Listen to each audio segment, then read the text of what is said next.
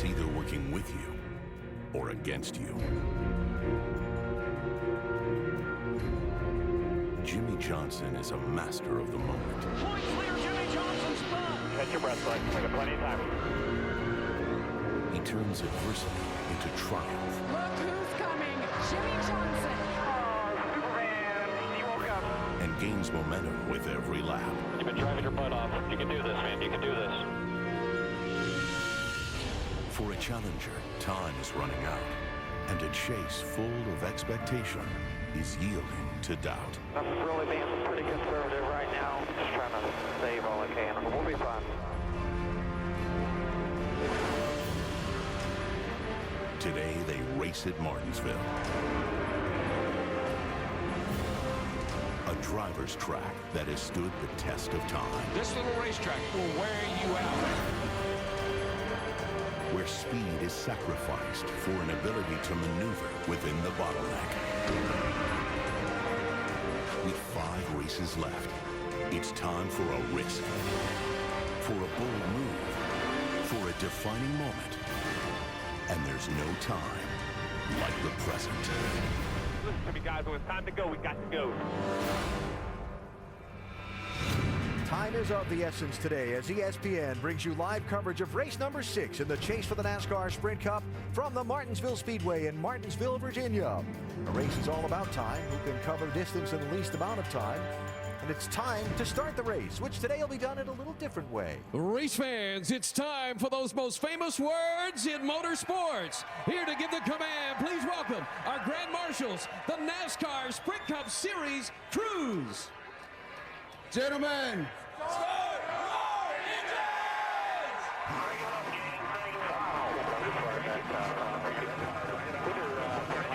And then just remind me that right hand, please. Time to go racing at Martinsville. Take a look at all those shiny race cars. They won't look that way for long. They'll have donut marks, bent fenders, and beat up bumpers in just a little while. The only short track race in the chase begins next.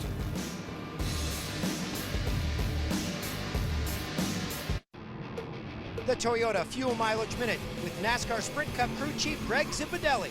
Brought to you by Toyota Trucks. Stop number 6 in the chase takes us to Virginia, home of Martinsville Speedway. Martinsville is one of the fun places we go to. Very, very challenging. A lot of discipline on the driver. It's one of those places that sometimes you can do everything right and it still doesn't work out. Boogity, boogity, boogity! Let's go racing, boys! It's got this giant pit road. Pit boxes are very small, so it's an interesting place. Fuel mileage at Martinsville is you can run so many laps on a tank of fuel there because the racetrack is so small. Most of the time it comes down to tires at the end. Tires seem to give up a little bit. Your forward bite really goes away there. It's all about a driver and being easy on his tires. It's a really flat half-mile racetrack. A lot of beating and banging. A lot of cars will be tore up at the end of the day. A lot of tempers will be flaring. Brought to you by Toyota Trucks. Toyota's been making trucks for over 70 years. Back here at Martinsville, where the engines have fired and we're getting ready for the start of race number 6 in the chase for the NASCAR Sprint Cup. Let's show you the starting grid across the top of the screen. And Denny Hamlin won the pole by 3/1000ths of a second with a career best second place start for Marcus Ambrose. Michael McDowell, Terry Cook, Johnny Sauter, and Robbie Gordon did not make the race, but Robbie's back in because there's been a driver change in the 7 car. Conway is out. Kevin's replaced by Robbie. That's all important in the owner's points. Our in-race reporter may be the happiest Missouri Tiger fan in all of Virginia. Carl Edwards, let's talk to him. Hey, Carl, Dale Jarrett, the ESPN. You got a copy? We got you, Dale. Well, let me first say congratulations to you and your Missouri Tigers. I saw you successfully pick them to beat the Oklahoma Sooners. Hey, thanks a lot. Yeah, that's unreal. Congrats to Gary Pinkel and those guys. I stayed up a little bit too late watching the end of that game, but just a great day for Columbia, Missouri, and the Missouri Tigers. That was cool. All right, Carl, on to today. Rex from Mount Airy, North Carolina asks, history shows this is not one of your best tracks. What issues do you fight here, and do you have a better handle on them today? I've fought just about everything here. Yeah, we've had not the best luck here, but I think today could be a little bit different. We got a great race car. My pit crew's been spectacular lately, and you know, the biggest thing will just be keeping the balance the same the whole race. I think that's something everyone's going to struggle with today. All right, Carl. Thanks a lot for talking with us. We'll be back with you later on. Have a great day. All right, have a great broadcast.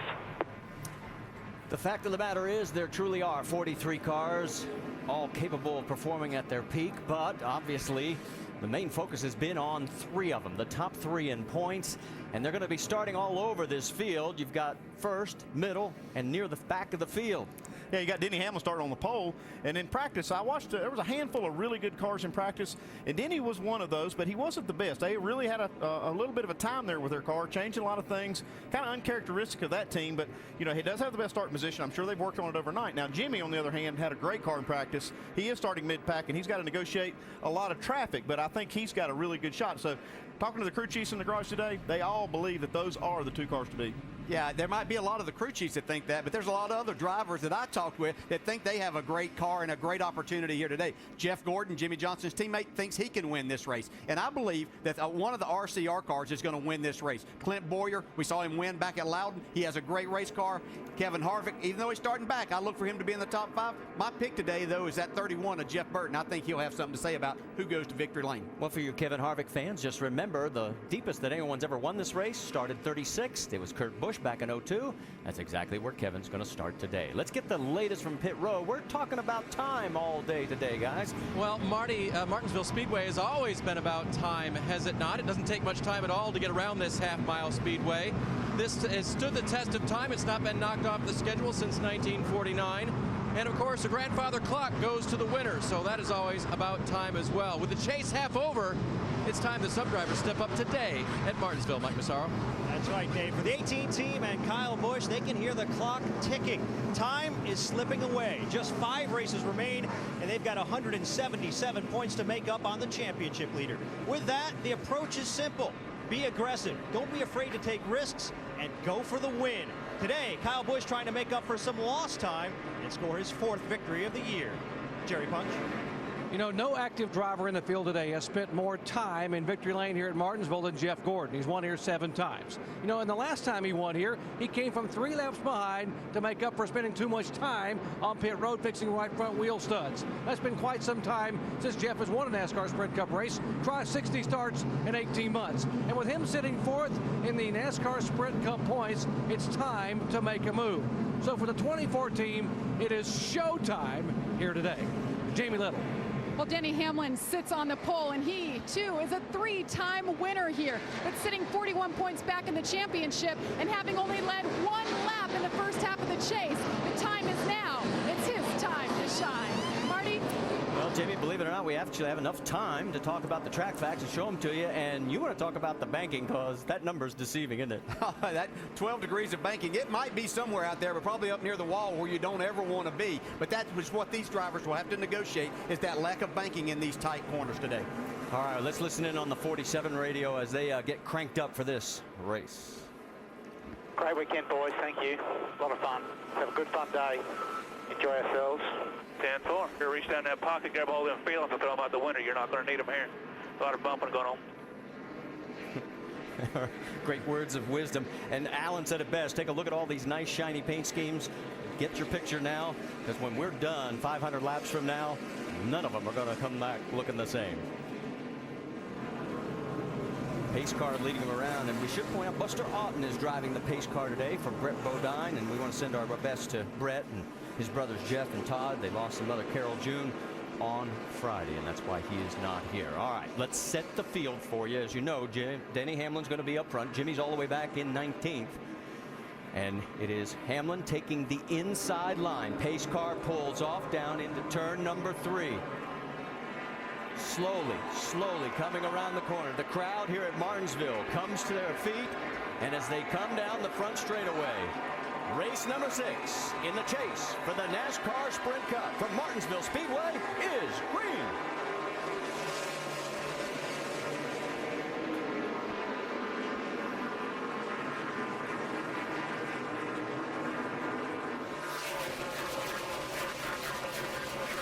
He survived the first 2 corners, and Denny Hamlin jumps out to the early lead. Ambrose right behind him.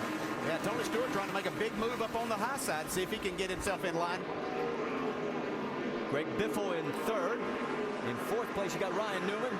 Stewart, Montoya. That's your top 6. You see everybody fighting to get next to that curve, get right on the bottom of the racetrack. Paul Menard being the only one out there, or the first one that's out there on the outside. Yeah, he is sort of hung out right now alongside of Jamie McMurray. There you see them passing through the screen. On board with Jeff Gordon right now in the battle for 11th place.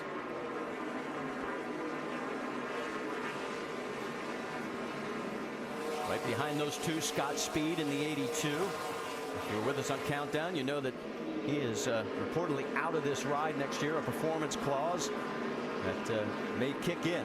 You can see right there the one car get into the 6. A little bumping going on already. The guy's a little bit impatient. Yeah, he made himself a little room though and got underneath. Jamie McMurray going underneath the 6 of David Reagan. You look on board from Gordon's point of view. As a driver, that's what you're looking for here in the early laps, is somebody to kind of bulldoze their way through there, that you can kind of just follow their lead. Makes it easier for you not to have to use up your car. You can always tell when these guys get on the brakes, the nose of the car just heads for the pavement. And the 99 of Carl Edwards gets around Juan Pablo Montoya, and Ruderman's going to try and tuck up underneath there as well. Yeah, talking about Carl and Roush Fenway Racing, this hasn't been the best racetrack for them in history, but I've seen their cars be a lot better this time around. All 4 of them, I think, have a chance to run in the top 10 today. Jamie McMurray tucking up underneath the 00 as well. Let's check in on Jimmy Johnson. He's side by side with Clint Boyer, as that is for 17th on the racetrack. Right side of your screen, the battle continues. Jamie McMurray now clears Juan Pablo Montoya. So Montoya going in the wrong direction. He's back to 9th, and here comes Gordon underneath. He can't get down to the bottom. No, that's really hard, especially at the early going where these cars are just nose to tail. You see Jeff Gordon gladly following Jamie McMurray up through there. And David Reagan's going to follow suit as well, and now maybe he can finally tuck in, and does. See Harvick now working the outside lane. He and Brad Keselowski in that 12 car. He's picked up 6 spots. He's up to 30th right now. And, of course, Brad coming off the big win yesterday over at the Nationwide Series race, his 6th win. And the last race in St. Louis. And Harvick's in a position that he can't afford to be too patient here early on. You don't want to get yourself in trouble, but he knows that that leader will be coming quickly on him if he doesn't make his way up through here. Yeah, and he's kind of boxed in right here, but he looks like he's a little faster than Keselowski, but he doesn't really have a way around. Casey Kane gets in front of him there. Now he's trying to go underneath Keselowski, and now it's Brad that's hung out to dry. Jeff Gordon going underneath the 99, and he's got the spot. So Gordon on the move right now, put him up into the 8th position. And once again, Jeff Gordon's the kind of follow. You can see Jamie McMurray's pulled away by about 3 or 4 car lengths. He's one that's really moving up. Now we got a battle for the lead. Marcus Ambrose wants to stick the 47 in front. He's trying. He may get him clear going down the backstretch. Yeah, he's got him. He's got him. And here comes Biffle along. It looks like Brad Daugherty had a talk with Marcus, told him how to get around this place. Got his driver on the move. Said on Countdown, stay on the bottom. He did, too. He worked himself right to the bottom, first lap. From the outside, that's kind of hard to do. Ryan Newman has moved to 3rd, so all of a sudden, Denny Hamlin in a couple of laps has dropped from the lead back to 4th. Tony Stewart is right behind him in 5th. And the big thing for Denny Hamlin right now, that kind of took him out of control. He has to now start driving his car just a little bit harder because he can't afford to give up any more spots. When you have that lead, you can kind of run your own race.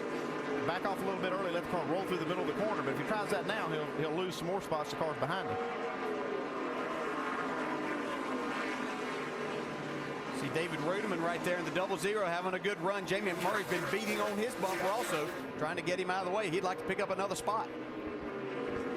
Pretty much the top 15 have sort of fallen into single file now here in the early stages of this race. There you see Hamlin, Tony Stewart, David Ruderman, Jamie McMurray.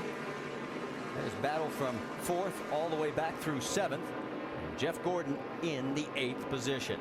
So Marcus Ambrose, after a career best start of 2nd, finds himself in front here at the Tums Fast Relief 500 at Martinsville.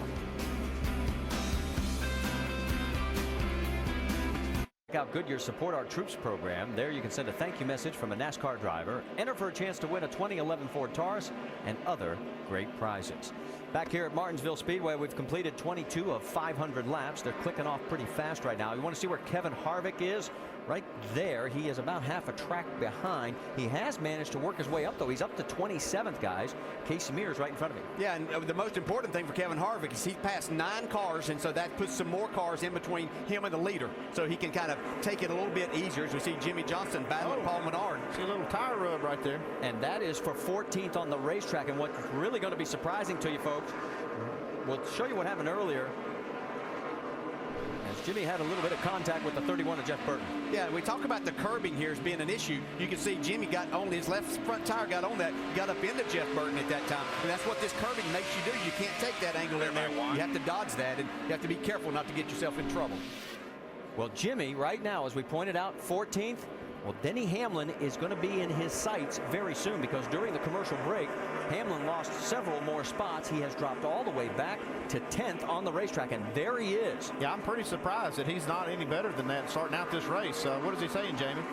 Well, I talked to his crew chief this morning, Mike Ford, and he told me they have not set this car up for the short runs. He said we need to wait till about lap 30 to see where we're at, and they're approaching that right now, Andy. But they said they were not going to panic if they were going to fall back a few spots, guys, but he continues to lose spots. He's back at 11th now. If I'm them, I'm panicking because he's not running near to the caliber that they're used to.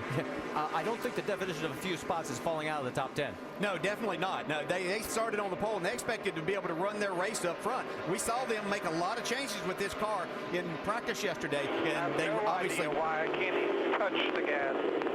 Okay, and that's where Denny Hamlin and Mike Ford told me on Friday that they make up their time on everybody is to drive off the corner, and that's what the issue that they've been fighting all through practice and now into the race. 1 car or 2 cars back. You see Jimmy Johnson now on the move going forward.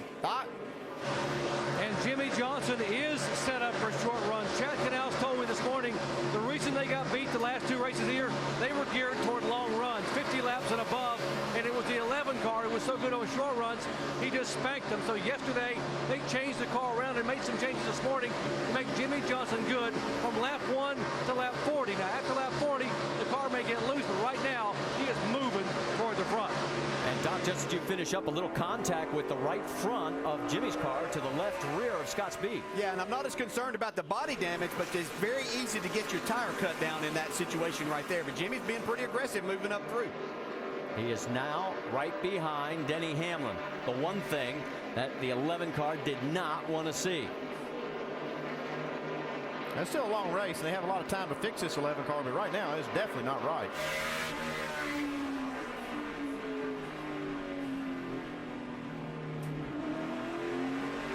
One of the things we saw on that graphic when we had the side-by-side comparison of these 2 drivers, you were noticing, Andy, how smooth Jimmy was on the throttle. And whoa, look out. All of a sudden, up front, Ryan Newman trying to go for the lead. Yeah, he took a shot at him right there. Just, I think he got on the brakes really hard and tried to stay off of him.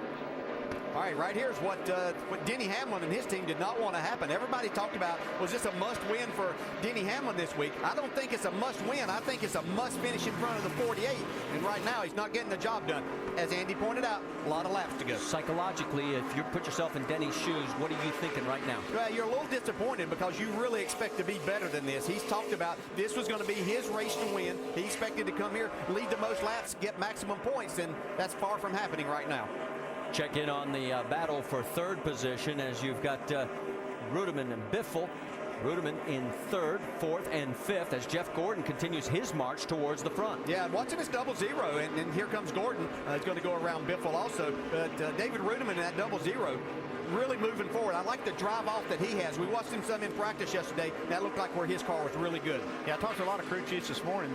The track, this race seems to be a lot looser for everybody, and I think it's really hitting that 11 car the worst because they have had the best drive off, like you said, but they've been really loose this week.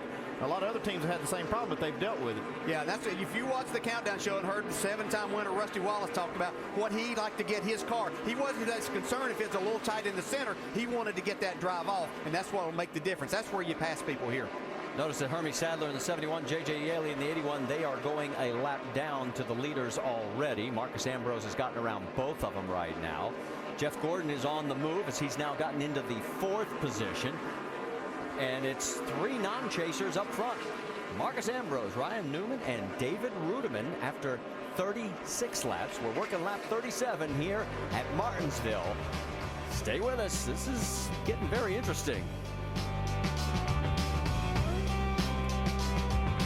Well, for only the 5th time in his career, Marcus Ambrose is leading a race that wasn't a road course, and this is his first laps led here at Martinsville. As you can see, we've clicked off 44 of them so far. He's on the lower left portion of the screen. The 39 of Ryan Newman is right behind him in second. David Rudiman running a good, strong third, with Jeff Gordon now moved into the 4th position, and Greg Biffle rounding out your top 5. Another car that's on the move just a little bit further back behind these guys. Jeff Burtonfeld is one of your picks. He's picked up 11 spots in that number 31. Yeah, Jeff Burton's car just looked really good in practice. I think Andy pointed it out first, and we expect Jeff Burton to run well here. He had a chance to win the race here earlier this year, but had a flat tire and put him back to a 20th place finish. One thing I noticed, you see it right there, he doesn't run right against the curb, getting in the corner and to the center, and then he kind of brings the car down to the bottom. He gets a straight shot off the corner. It's hard to get a car to do that. I mean, you have to have it pretty tight getting in the corner so you don't slide the back wheels, and you can see right there when you can get that left front on the curb on the exit. Caution on the track. We got a car into the wall. The 38 car looks like he may have blown a tire. Travis Quabble right front. You can see the damage there. Coming out of turn number 4. So our first caution here on lap number 49. Yeah, too much. He could have run over something. Most of the time, too much brake heat is going to melt the bead on that right front and blow it out. Yeah, right there you see it. That is the weak link in the system. Now the brakes are so good, they make so much heat that the tire really becomes a weak link in that system. And actually the initial contact back in turn number 3. He was running 28th at the time of the crash. Guys, to the right side, take a good look in there and let him go around. There you go, right here. And he almost, he does go past. He'll have to back him up. Oh, and he almost runs over the tire carrier. So it's not going any better for the 38 team right now. It kind of started out bad and got worse. And that's important for the owner points for that car. They are right now 36th in that position. They started this race just 5 points behind, and this could be very costly for them. See Jeff Burton's team getting ready to make a pit stop there. The first pit stall on the entrance of pit road. We can tell you 2 cars are off already behind the wall. David Gilliland, Landon Castle.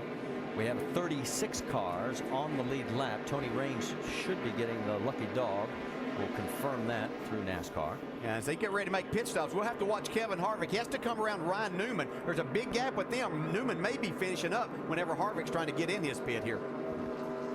So here they come, and let's send it to Dr. Jerry Punch.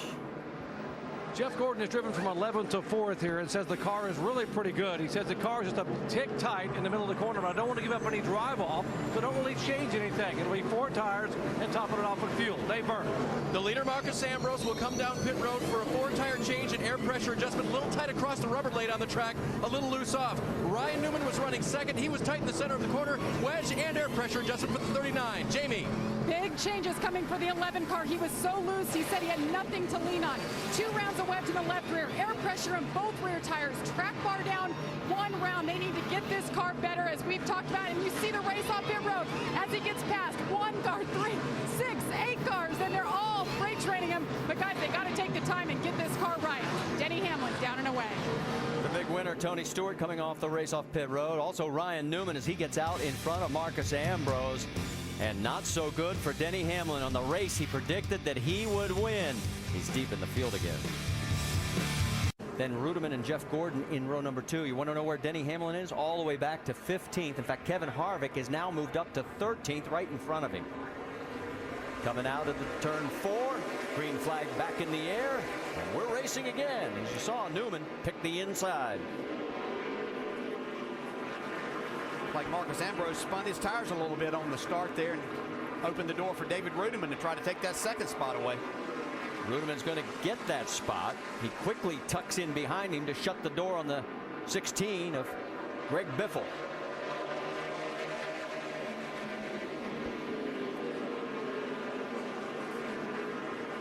These drivers were telling me how frustrating these restarts can be, where you line up, you work hard to pass a few cars, you go in the pit, you come back out, you end up on that outside, you lose all of that track position you worked so hard to gain.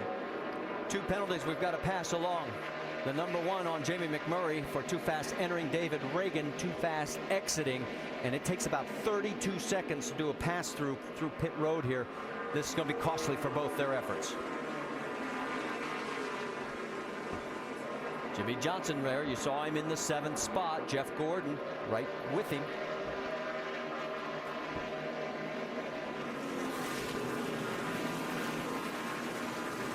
So guys that had started deeper in this field, namely Burton and Jimmy Johnson, moving their way into the top 10 right now. And there's Kevin Harvick. He has now gotten into the 9th position. And man, that's a nice job they've done right there. And that pit crew, they made that swap this week. It looks like it's really paying off. Yeah, and I actually thought it might take him a time or two to work with Kevin coming in, getting stopped, and kind of synchronize with him. But they did an excellent job on that first stop. They actually had the 3rd fastest pit stop on pit road that time, so that was a really good job. Yeah, you really have to applaud Richard Childress. That's a tough decision. You got both of those guys still in the chase, even though Boyer's pretty much out of things as far as the points go. But he saw his best effort is to try to win his championships with Kevin Harvick, and he made a big change.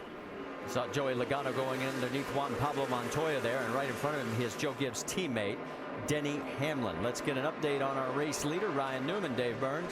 Marty, just something interesting. He reported after he wheel hopped, we saw that point at which he tried to pass Marcos Ambrose and the car kind of got away from him. He reported he thought he broke something in the right rear. According to the crew talking back and forth, they believe it's a sway bar link in the right rear, but they don't want to change it. Andy, well, why wouldn't you worry about that? Well, he's leading the race. That's why I wouldn't worry about it. I mean, whatever it was, it broke in the right direction. You know, I heard a report of that, but he started running the leader, Marcus Ambrose, down right after that. So I didn't think that it really was anything to it, but it could have been a sway bar link. Well, this was the move that we're talking about. You see, he kind of dived in, trying to get underneath Marcus Ambrose, and you see all of a sudden he has to make a quick right. But then after this, he lost a lot of ground to Ambrose and then ran him back down. Yeah, and you can see just where they transitioned onto the concrete from the asphalt, he got the car to wheel hop in there, so might have just felt like that they broke something at that time. Battle for 4th is heating up. Jeff Burton on the move.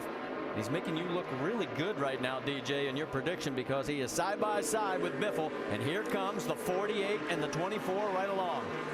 Yeah, we're going to see all 3 of these guys up in the mix. Biffle's having a great day, but he's really no match at this racetrack for these 3. Andy, several laps have seen little puffs of smoke from the 31. Now you see this looks like a dark smoke. You see a lot of that from even like the Gibbs cars. We've seen that for years coming out of the Gibbs cars, but now we're starting to see some of that coming out of the Childress cars. Mike? Well, guys, Jeff Burton had some real interesting and powerful comments this weekend in the media center. He was asked about the situation he's in right now, and he said, this is a very important race for us. We come here with some unfinished business. Remember, back in the spring, they led 140 laps here, but came up very empty because of a flat tire late. They've got that on their mind and feel like they can make up for it with a big victory today. All right, Mike, thanks for the update on Jeff Burton as he continues his quest. And he's trying to get up to the front. He's in the 4th position. Look at Harvick. He is still coming forward as well in the 8th spot now, right behind Jeff Gordon. Yeah, and we knew he had a really good car, but I'll be honest, I thought it would take him somewhere well over 100 laps to get himself positioned up in the top 10, but shows just how good a car he has today and doing a fantastic job of driving it. Yeah, without any trickery or any strategy, he's made up 28 spots since the start of the race, only 65 laps. And that is the most of anybody. Jeff Burton is 2nd on that list. He's picked up 14. Jimmy Johnson, who you see there, has picked up 13. Yeah, and Burton just moved into the 3rd spot by going around Marcus Ambrose, so he has his sights set on the leaders.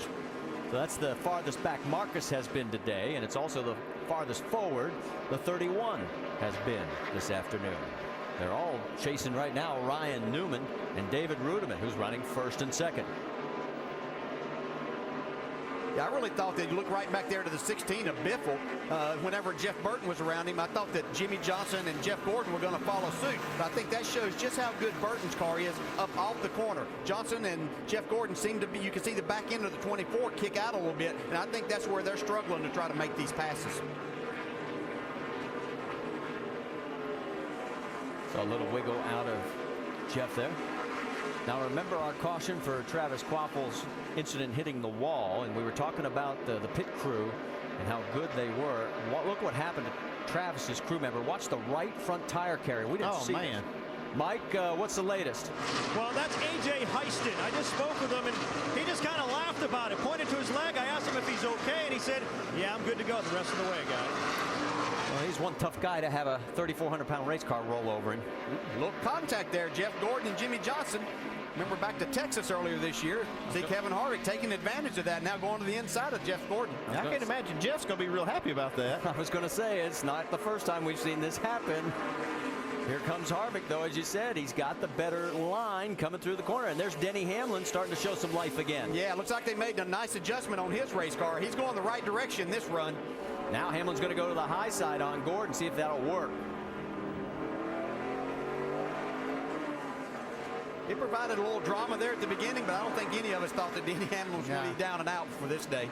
Well, but it was a pretty big scare, I guarantee you, when you drop out of the top 10 that quickly. He's now side by side with Jeff. Yeah, what I see there is a much better drive off. He's able to stay up there with Jeff Gordon, and that's the issue that they were fighting. Looks like they fixed a lot of it. Door to door as they go down the backstretch. I can promise you, Jeff Gordon is plenty hot under that helmet inside that race car right now. He thought that he had a spot there on Jimmy Johnson. Jimmy kind of cut him off, and it's going to cost Jeff Gordon a couple of spots.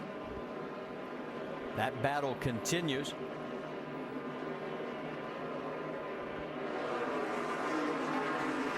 And it looks like he's finally going to get him clear, and he does. Yeah, that was Gordon just backing off, realizing they weren't going to get anywhere. All he was going to do was allow the next car to come up and possibly get that nose in there to take another spot away. So Ryan Newman, his worst finish here in the number 39 is 7th in this race last year, and he finished 4th in the spring race. And oops, sorry, partner. Jeff Burton has got himself such a fast race car, he couldn't wait till the end of the commercial to complete the pass for the race lead as he has gotten around Ryan Newman. Let's take you back. It just happened about a lap ago. Yeah, you can see he's going to dive down to the inside, make this look pretty easy. As I watched this 31 car go around this racetrack, and you were talking about how he does it, if Rusty Wallace ever wondered what his car looked like with him driving it, I think this is exactly it. I agree. There's a view from high above. That's Tony Raines' lap traffic right now. Tony is 1 lap down in 36th. Here we go. 1, 2, and 3 in the points. And it is Harvick who is moving underneath and getting around Hamlin. And now he's trying to get around 48. Yeah, the only way these guys know they can gain any points is be in front of that 48 at the end of the day. They're trying to make it happen right now. I think the 29 and the 11 are both a little bit better. Well, there would be the points if they stayed in this position. Since the restart, Denny Hamlin's picked up 7 spots. Our leader, Jeff Burton, is second on that list. He has picked up 6. So Hamlin doing a nice job with the crew making the right adjustment. There's Jeff Gordon getting into this mix as well.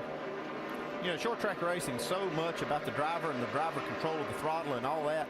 And Denny Hamlin is so good at that. I mean, you know they're going to get the car the way he needs it to be sooner or later. They did it a lot sooner than I thought they would do it today because they started out so bad. But now his car looks really good. Well, remember when Jimmy and Jeff had that little bit of contact and we wondered what Jeff was thinking? Listen to the radio.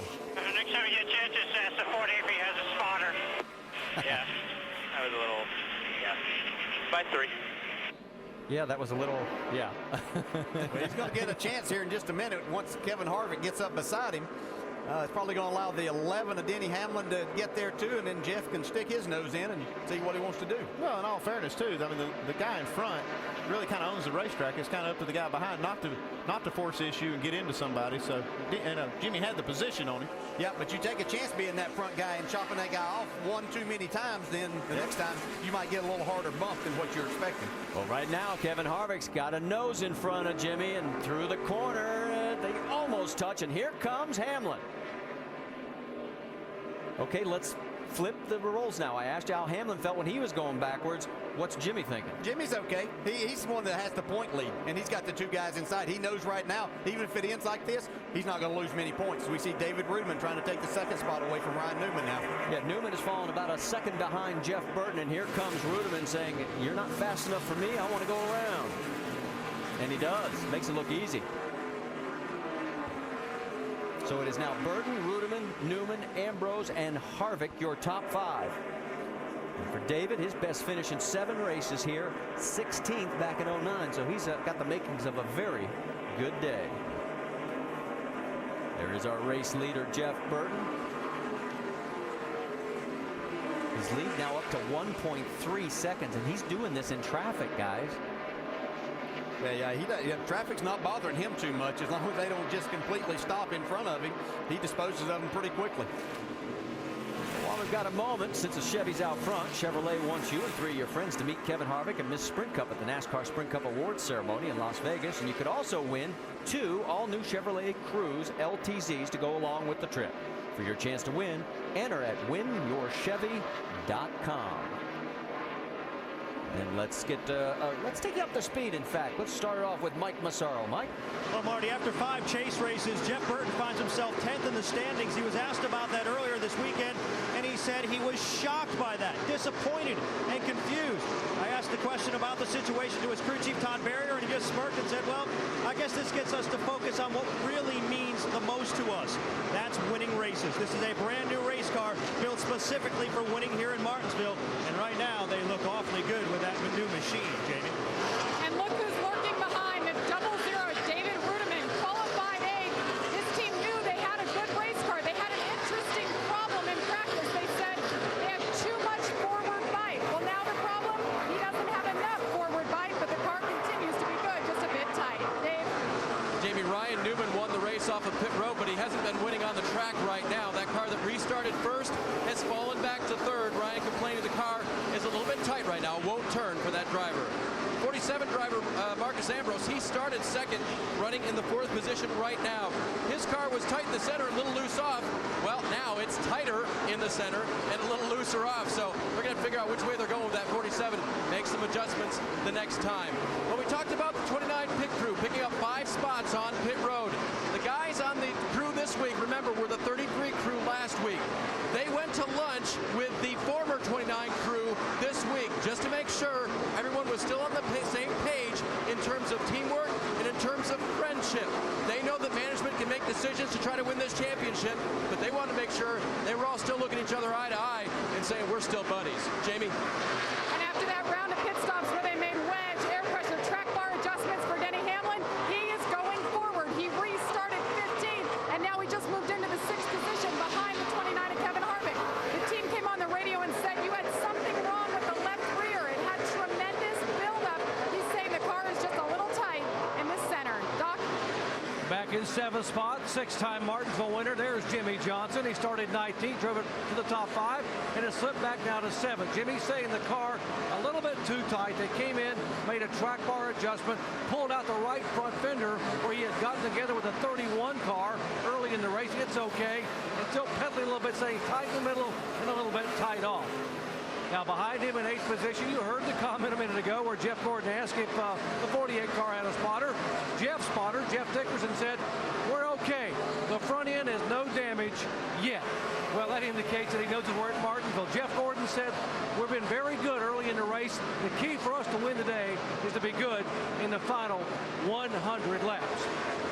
Behind him is a 20 car, Joey Logano. They made an adjustment on the car. Joey was a little bit tight, track bar down, air pressure change. Joey has been very, very quiet on the radio. What he did say a moment ago was, hey guys, the changes were really good. I just need some more to help the car. Jamie. Well, Greg Biffle was so thrilled with his qualifying effort at 3rd. That was the best he's had. He joked. He didn't even know where the media center was. He's never been that good here. But he was so confident in his race car after practice yesterday. He joked with some people on the team and said he cleared out a spot in his house with a big trophy. That clock. So far, the car is good. Marty? All right, thank you, Jamie. As there you see Juan Pablo Montoya, and all of a sudden there is the pass for 5th as Denny Hamlin goes around the 29 of Kevin Harvick. So Hamlin working his way back towards the front. On board with Harvick.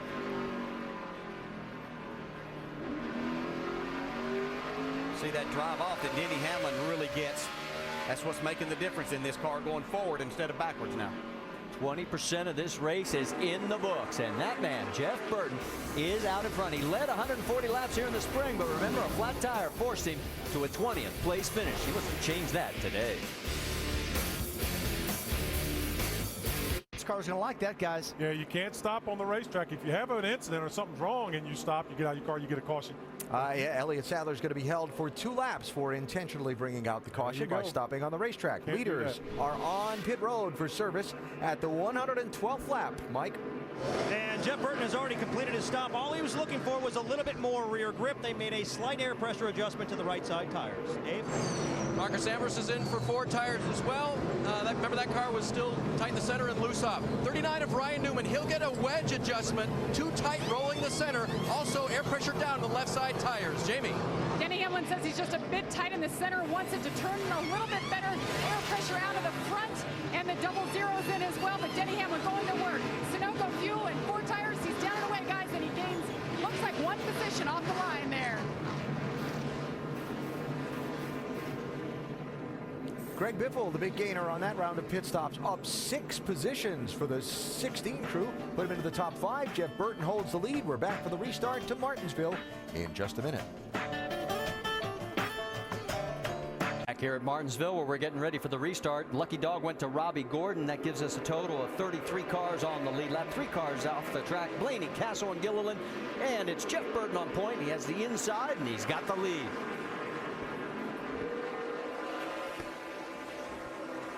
Rudeman, Newman duking it out for 2nd and 3rd. And behind it is Biffle and Denny Hamlin with Kevin Harvick right in the mix as well.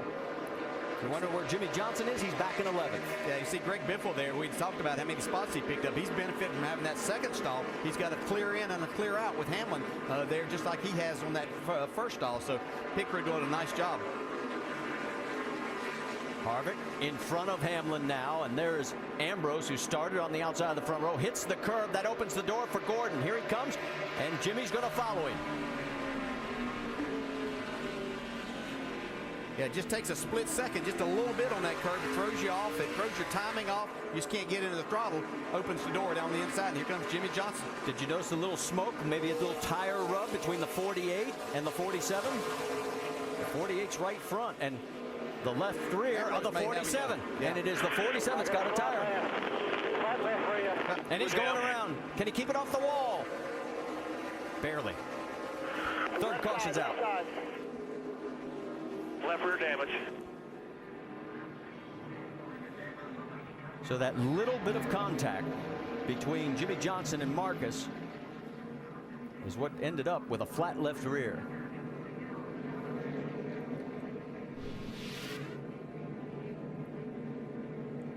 Here's where he's going to hit that curb. Yeah, you can see he gets on the curb right there. Has to get out of the throttle. That allows Jeff Gordon to go by. See right here, Jimmy gets into the left rear just a little bit. May have just knocked the valve stem out. Right there. And that's the net result. Remember, no inner liners when we're running on the short track. That was the battle for 9th on the racetrack. And there's the damage on the exhaust section right there on the 48. Yeah, that's what cuts these tires or knocks the valve stem out, is that exhaust sticking out there, and you get that close. That goes actually up into the wheel sometimes and will just knock that valve stem out. Yeah, you can see it right there where it gouged up the side of that 47. Looks like Marcus Ambrose is going to stay on the lead lap. Just barely he did, but he did. Well, we always talk about good pit stops. It's time for our AT&T Fastest Pit Crew of the Year award, and Jeff Gordon's team is currently in the lead. I'm sorry, we'll do that a little bit later. Let's talk about the Fast Five. Well, Marty, these are the fastest 4-tire stops last caution flag. You see Tony Stewart's crew doing a great job, but how about the 33 car? Clint Boyer, that's the team off of Kevin Harvick's pit crew, doing a good job, made the Fast Five that round. Now let's try the AT&T Fastest Pit Crew of the Year award. It's Gordon's team currently in the lead. You help determine the standings. Vote from your AT&T phone by texting the car number to 2258 for the pit crew you think is the fastest and the most valuable. Under our 3rd caution after Marcus Ambrose spins as a result of contact between the 48 and his 47 car. Let's quickly go to the Craftsman Tech Garage and show you exactly what happened here. Thanks, guys. The teams actually use short track wheels where they remove the valve stem right here and weld that hole up. They put the valve stem out here. But anyway, when you get this close, the tailpipes stick out. Like Andy said a while ago, these tailpipes rip the sidewall out of the tire. You're pretty much on your own after that. Guys? All right, let's get ready for the restart. Thanks, Tim. 34 of Tony Raines gets the free pass. It is Jeff Burton on the inside, Ryan Newman right alongside. Then in row 2, it's Ruderman, Biffle, followed by Harvick, Hamlin, Stewart, Gordon, Johnson, Logano. That's your top 10. And we're green again at Martinsville.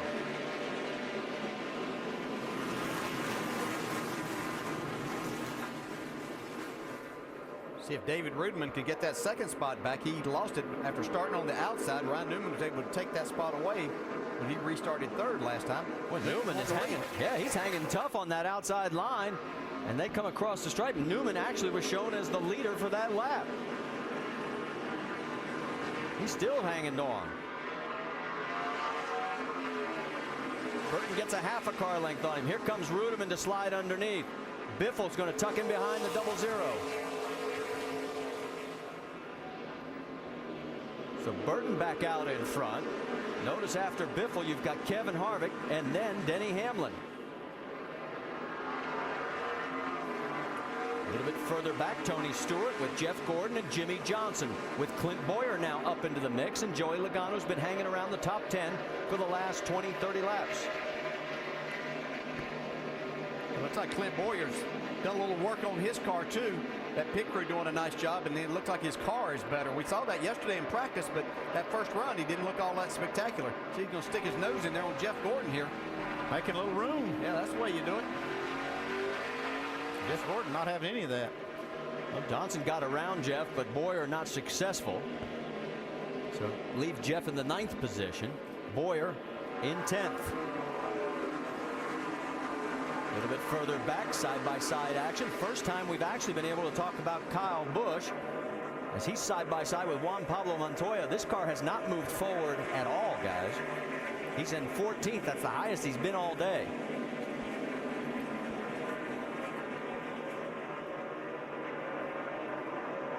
Good thing about it is you got plenty of time to get there, and you're going to have enough pit stops to work on your race car. Got trouble, Kenny Schrader in the 26. Yeah, he spins it around on the backstretch coming out of turn number 2.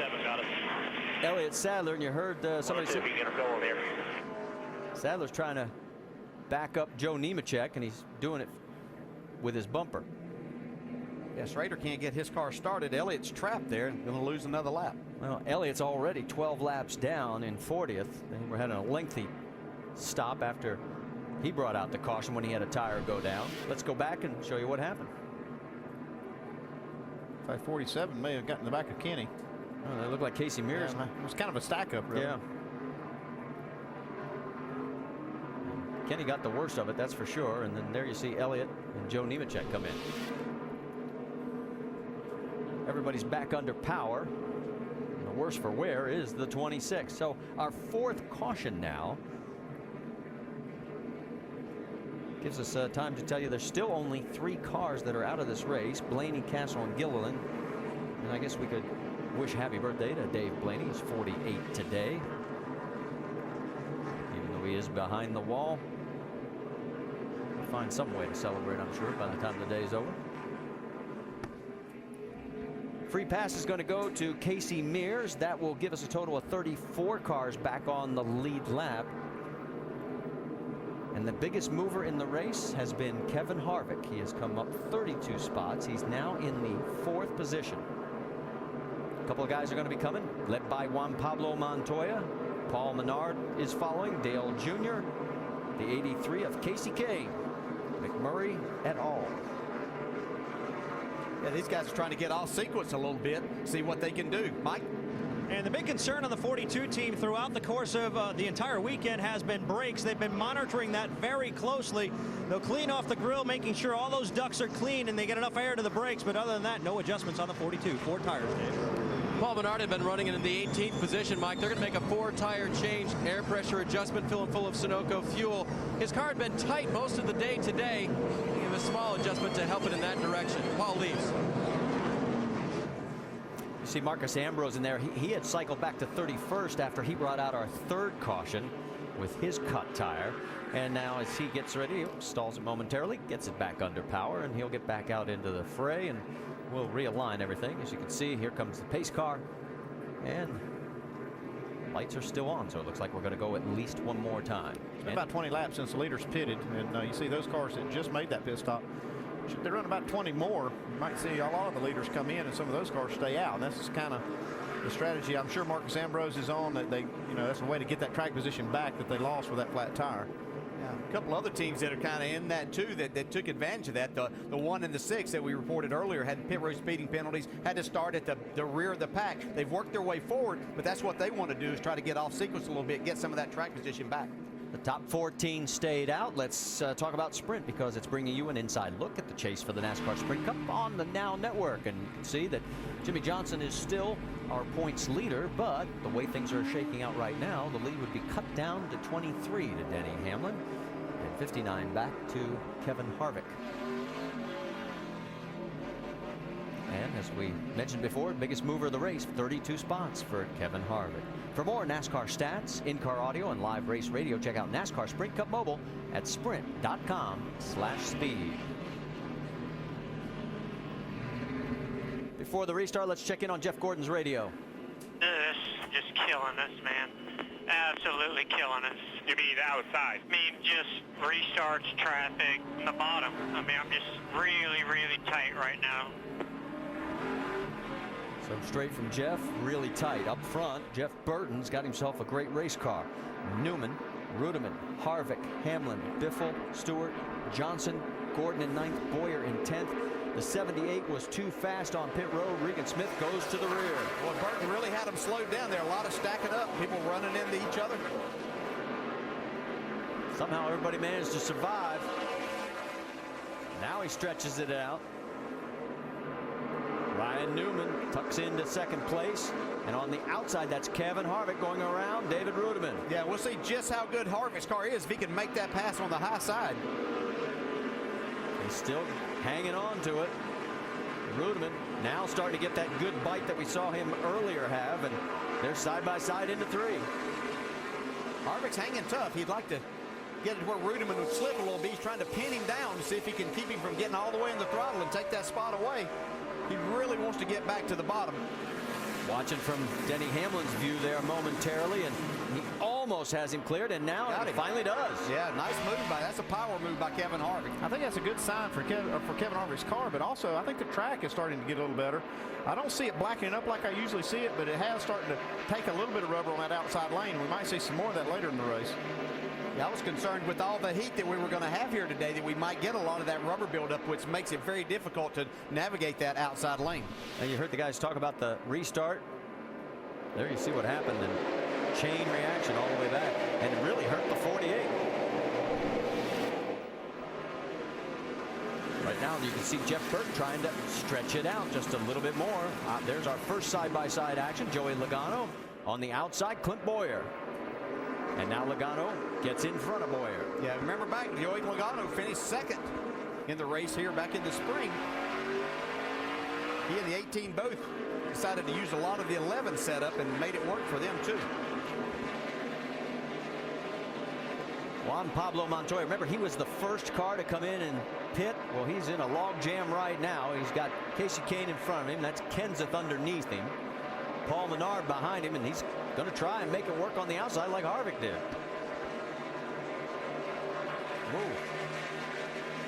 Contact between he and Kenseth.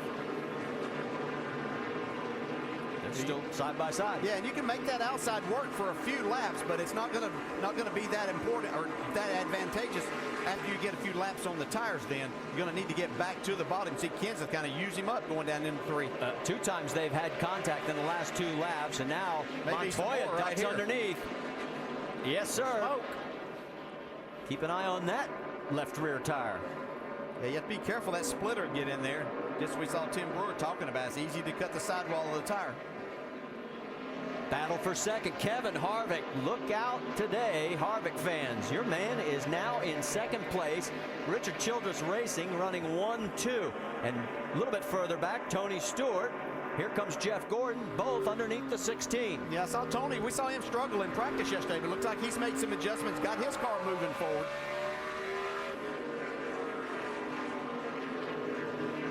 Gordon underneath Greg as well, and here comes Logano trying to follow as well. That is 7th, 8th, 9th, and 10th on the racetrack. Up here with Hamlin. He's trying to hold off the double O of Ruderman. He's got the 4th spot. Ruderman wants it, and all of a sudden Ruderman gets passed on the outside by Jimmy Johnson.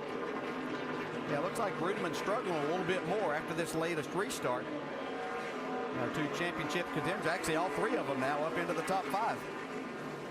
So there is number 1 and 2 in the points, and right now Hamlin's ahead of Jimmy Johnson, but there's still a long way to go. We're not even halfway at Martinsville. Go to Goodyear.com to show your thanks and help support our troops. Goodyear, the official tire of NASCAR. Ryan Truex doing the commercial unscheduled pit stop. He is now 2 laps down in 35th position. Everybody's chasing the 31, lower left of your screen, Jeff Burton. He won here back in '97 driving for Jack Roush. That's his only win here. And in 2nd place, Kevin Harvick's never even had a top 5 here at Martinsville. It's the only active track he does not have a top 5 finish. But boy, this car has been flying. Let's also get a call for Kyle Busch, the man who finished 2nd in yesterday's truck race. You can see his cycle there. He has finally found the combination. Dave Rogers has given him something good. How about it, Mike? Yeah, Marty, absolutely on the charge. Started 26th, has made his way all the way up inside the top 15 here. Car was not perfect to start the race. They've gone to work on it. He couldn't get off the corner. They made a track bar adjustment the first time down pit road, a wedge adjustment the next time, and suddenly the car feels a lot more comfortable to Kyle. He's moving forward. You know, I spoke with his crew chief, Dave Rogers, before the race about their position right now in this championship hunt. He said, not even worried about the big trophy right now. We're chasing the little ones. All right, thanks, Mike. And let me correct him. I think I said Ryan Truex. Of course, it was Martin Truex in the 56. And right now, you can see the 11 of Denny Hamlin has taken over the 3rd spot from Ryan Newman. So it's Burton, Harvick, Hamlin, Newman, and points leader Jimmy Johnson. That's your top 5. Let's take a look at the calendar. NASCAR Now, the post-race wrap-up tonight at 10 o'clock Eastern on ESPN2, and then Monday the roundtable at 5 o'clock Eastern. And our next stop on the Sprint Cup Series, the AMP Energy Juice 500 at Talladega, 1 p.m. Eastern Time next Sunday on ESPN. Countdown will kick it off at noon on ESPN2. 168 laps are complete. Work on the 169th at Martinsville Speedway, the only short track race in the chase for the NASCAR Sprint Cup. You're looking at the leader, car 31, Jeff Burton. And from the pit studio with 7-time Martinsville winner Rusty Wallace and team owner Brad Daugherty, Burton leading a Richard Childress Racing charge as we watch to see if Martin Truex Jr. is going to make it back to the pit road. Oh, almost. He's not quite going to make it, guys. Caution is out. Yellow flag for the 5th time in the race. For Truex Jr.'s car, looks like he's leaning on that starter, and he's just about drained the battery out trying to get it off the track. Yeah, I think it's pretty well stopped on it. Just barely moving right now. Doc, what's happened down there with him? Rusty, they keep asking Martin. He just said it just shut off. They said, did it give any indication? Was it sputtering? Was it ignition? He said, no, it just shut off. They checked the cutoff switch on the steering wheel, and he said, I don't know what happened, but I was just coming off the corner, and the thing just shut completely off, and nothing will work now. So he just rolled to a stop. They got to get him on the pit road and figure out exactly what happened. All right, thank you, Doc. So now what this sets up is an interesting situation. When they remove that 56 car from the pit road entrance and open pit road, Dale Earnhardt Jr. is the farthest up of the cars that stopped on the last caution. He made his way up to 14th. Does he stay out here? Do they take the track position? Or do they try and stay on sync with some of the other guys on tires? Well, I think right now, this particular position, I'd be staying on sync with everybody else. He's got himself pretty far up there in 14th position. If all those leaders pit for 4, hey, man, I'm coming for 4. I don't want to get screwed up and get out of the game right now. He's done a good job getting up there. Boy, we have seen at the end of races being in sync is very important. But, hey, why not stay out and take a chance? It's getting really racy right now. You're going to have an opportunity to be up front, possibly catch some more cautions and maintain that track position, then get on pit road under another yellow flag. Maybe take a run at it. He's had a tough year. Take a shot and see what happens. You're saying go for it. Go for it. All right. Let's see. The pit road is open. Jeff Burton has the very first stall at pit entrance. Michael, here he comes. And Alan, he said over the radio just before this round of stops, this is the best this car has turned all day. Just looking for a little bit more rear grip. Todd Berrier electing to make a slight air pressure adjustment to the right rear tire. A 4-tire change in Sunoco race fuel on the 31, Dave. Mike, Ryan Newman had been running in the 4th position. Kevin Harvick had been running in the 2nd position. Newman's car was a little bit free in and off after he got passed by the 11. He reported that. So for Newman, it'll be 4 tires and a track bar adjustment. For the 29 of Harvick, the middle was better, but you made me looser up. That white adjustment, let's put it back. So that'll be a reverse adjustment on the 29. Jamie? The 11 and Denny Hamlin says he starts off just a bit tight, needs a little more drive off. He's good in the center. It's going to be 4 tires, fill it up with fuel, a half round down, wedge in the left rear. You see the rest of the field coming to 31 to 29. Denny Hamlin down and away in 2nd, guys. By virtue of where their pit stalls are on the pit lane, Kevin Harvick did just lead a lap for bonus points in the championship. The race off pit road, though, it is Hamlin jumping ahead of Harvick into 2nd. He'll have that outside lane for the restart. See if Mr. Martinsville can keep it going. Let's do it. Cowboys are fighting to climb back into contention. Tony Romo leads Dallas against Eli and the Giants, who are on a 3-game roll. Can Dallas turn the tide at home, or they fall to their NFC East rival? It's Giants-Cowboys on ESPN's Monday Night Football at 8:30 Eastern, and our coverage begins at 7 Eastern with Monday Night Countdown, served up by Applebee's. Back here at the Tums Fast Relief 500 at Martinsville, and let's take a look at the pit stops of the 48 for Jimmy Johnson. Yeah, you can see right there, he gained a spot in that first round of pit stops, but he's lost 7 spots in the next 2. See that 15.1 and 14.4. That'll do it every time. I mean, these guys are making 12-second or better pit stops. Tony Stewart speeding, so he's at the back of the field. Also wave arounds, Gilliland, Quapple, Yaley, Sadler at the 34. Tony Raines gets the free pass. It's Burton, Hamlin, Harvick, Newman, Ruderman. We're green. Yeah, Greg Biffle also had to come back to pit road. They didn't have all the lug nuts on. Got to get everything done in there. Well, that outside lane just can't get going as good as the guys on the bottom. You see Denny Hamlin lost a spot to Harvick. Battle for 4th. Newman's on the high side with David Ruderman underneath him. Right behind Ruderman is Jimmy Johnson. In the 24, Jeff Gordon. And I'd have to say, as far as Hamlin goes, later in the race, he might try to press that issue and make that outside work a little bit harder. Now's not the time. He wants to get in just a nice little safe spot there on this restart. Click away some laps. Just past the bottom of the hour. If you're just tuning in, we're working lap number 180 of 500. Our leader is Jeff Burton. His Richard Childress Racing teammate Kevin Harvick, who is 3rd in the championship points, is running 2nd. Denny Hamlin, 2nd in the points, is running 3rd. And there they go 3 wide with the points leader, Jimmy Johnson. And we might see that might work next week. That doesn't work too good here at Martinsville, though. They worked it out. See where the points would be, and they quickly shift as the drivers swap positions. Jimmy right there getting around David Ruderman now, and Ruderman tucks in. And now he's side by side with the 39 of Ryan Newman.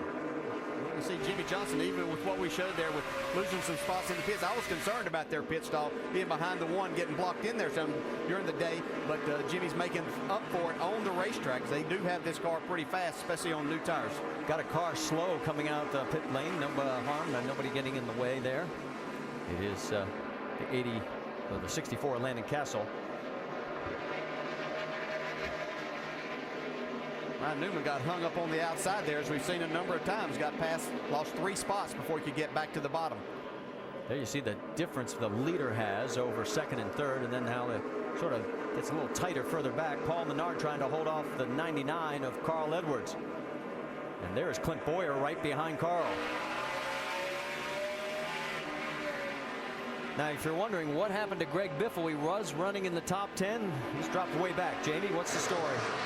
Well, Marty, after his first pit stop, he had to re-pit. They didn't get enough lug nuts on the left rear, and that cost him severely. He's back in 26th. And he restarted 29th. And as far as Tony Stewart, he restarted 33rd. He is back up to 31st after his speeding penalty. And you saw the puff of smoke.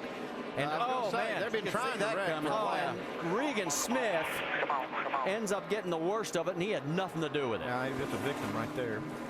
And Regan is coming off some great runs for that team. He was 12th at California, 13th at Charlotte, his best of 2010. And that's what's left after banging the wall. So a tough break for Regan in the 78. The batteries are hanging out of it, Mark. And here we are at lap 186, guys, and we talk about tempers flaring. Come on. That was a perfect example of it. Yeah, that's exactly right. We saw some guys arguing over a little bit of turf there, and unfortunately, it's somebody that had nothing to do with any of it that gets caught up. And that's why the guys coming in here in the chase, you can see right here, the 77 gets into the 82, gets him a little sideways off the corner. Now, Sam Hornish is going to try to go to the inside.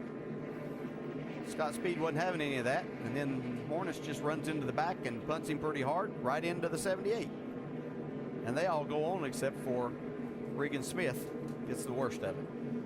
And don't forget Sam Hornish and Scott Speed looking for rides next year. Neither one guaranteed a seat as of right now. And I was going to say, that's exactly what the guys racing in the chase and trying to gain points think. That's their biggest fear here, is they run up on somebody or get caught up in someone else's misfortune there, and it ends up costing them a lot of spots. So you have to try to keep your head about you all day. Well, we're under our 6th caution here. We've had 7 different leaders with 10 lead changes, and we're far from over at Martinsville. Jimmy Johnson, Jeff Gordon, and we're green. Hamlin trying to get underneath Harvick. They're side by side.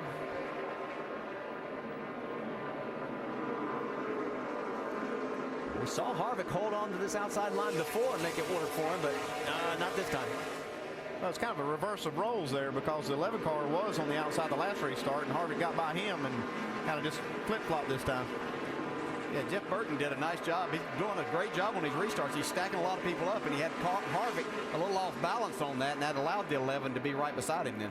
Newman going underneath the 00, little contact between he and David Ruderman. And look at Dale Jr.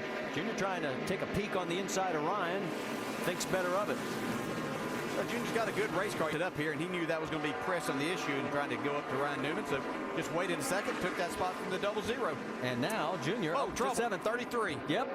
And Boyer into the wall between turns 3 and 4. That was all Clint. He just drove in too wall hard. here, left side. He had a big run. He made a pass on the outside in turn 1 and 2 and had a lot of momentum going down into 3, right behind Kurt Busch. Crank it on up, turn. Come on. I think he was getting ready to hit the back bumper of Kurt Busch, and he got on the brakes a little too hard and wheel hopped it. He was 13th at the time of the crash. It started the race in 17th. Here's another look. Right there, looks like he just locked those rear wheels up. That's a shame too, because he had a car that was really coming on the outside. He said he made a pass. Yeah, you hear it wheel hopping right there. Hang on to it. Hang on to it. All right. We hit the wall here. So we talked about that happens most of the time. Just you get that transition from the asphalt to the concrete, which is all the way through the corners. Get in there a little bit hot and a little too hard on the brakes. Exactly what happens. Perfect example. So Clint makes a turn, and he comes right down in towards the garage area. 7 cautions now for 35 laps. And look at this. Our first 111 laps, just 1. In our last 83, we've now had 6. The free pass will go to the 71 of Hermie Sadler. He'll still be 1 lap down. And we'll have a total of 32 on the lead lap, with Burton still out in front at Martinsville. Martinsville, as we're getting ready to complete our 7th caution, and it is Jeff Burton out front. And let's go back to the last restart, because a couple of things you guys have noticed. Well, we've seen every restart where Jeff Burton was the leader. You can see right here as he comes to that line. Now that was one previous where we had Denny Hamlin up on the outside. See, that one, he was kind of a rolling start there and got things going. But this last one, where he kind of slowed things down, he's being warned by NASCAR that not to basically is to maintain his speed. Some drivers, I think, are complaining that they think that he's brake checking. Well, let's listen to Denny Hamlin's radio. Yeah, that 31 is brake checking the field really, really bad. Yeah, NASCAR is raising Cain about it. He's done it 4 times now. And as Dale mentioned, they have warned the 31. And as we come by here, look on the right side there. You'll see that there's the 2 stripes and there's the 1 stripe. That's the area where you have to go on the restart. You can't go before the 2, and you got to be going by the 1. So. Well, they'll throw the green flag if the leader passes that second one. Then they'll start the race, and then you know, the outside guy can go ahead and beat that inside guy. Well, we heard from Denny Hamlin's radio. Let's listen in on Jeff Burton. I took off. I don't understand what they want me to do different than that. I really don't. All I did was leave. If there's any way you could get some clarification on what they didn't like, it would help me, because all I did was accelerate off turn 4 at a steady pace, and then took off. That's all I did. All right, let's go back to an earlier restart and show you what Denny might be talking about. These other guys are anticipating. Yeah, I think it's a relative thing. You see Jeff Burton's not really doing anything. He's just sitting there, and everybody else is starting to go. Now let's look at this one. And this is pretty real. It's Burton, Hamlin, Harvick, Johnson, and Gordon. That's your top 5. The cars on the outside are getting kind of antsy because they know they're going to get freight trained if they don't get a really good start. So they're trying to anticipate the leader jump. Boy, Hamlin doing a good job of hanging on that outside line. Yeah, you see the run that Jeff Burton got off of turn 4 there, though. Looks like he's going to be able to maybe clear him as they come out of 2. And you're right, DJ, and here comes Kevin Harvick. But Hamlin's going to get clear, though. Denny does. Yeah, and he was able to hang there just enough. And that's all that you have to do.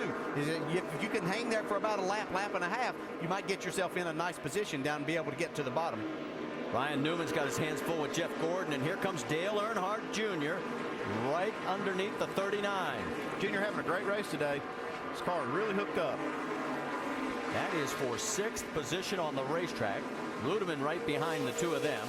Kyle Busch and Joey Logano side by side a little bit further back. And Junior does clear him. Now Logano going to try the high side on Rudeman. And Rudeman gets in front of him. Here comes Kyle trying to look under Joey. Kurt Busch right behind his brother. Whoa, contact between the teammates. And it's going to allow Kurt to potentially get around the 18. Let's go back up to the battle for second, because Kevin Harvick, Denny Hamlin going after each other, and Harvick's got the spot. Yeah, wasn't much of a battle there. Kevin Harvick's car is just that good that he pretty much just caught Denny Hamlin and drove by him. And now Hamlin's under attack from the one guy he doesn't even want to see anywhere close to his mirrors. And that's what it looks like. Yeah, he can feel him now. A little nudge on the back bumper. Dave? Well, you talk about Harvick's car being so good. He told the media this week about his race here in March when he finished 35th. They had a right rear brake caliper that went bad.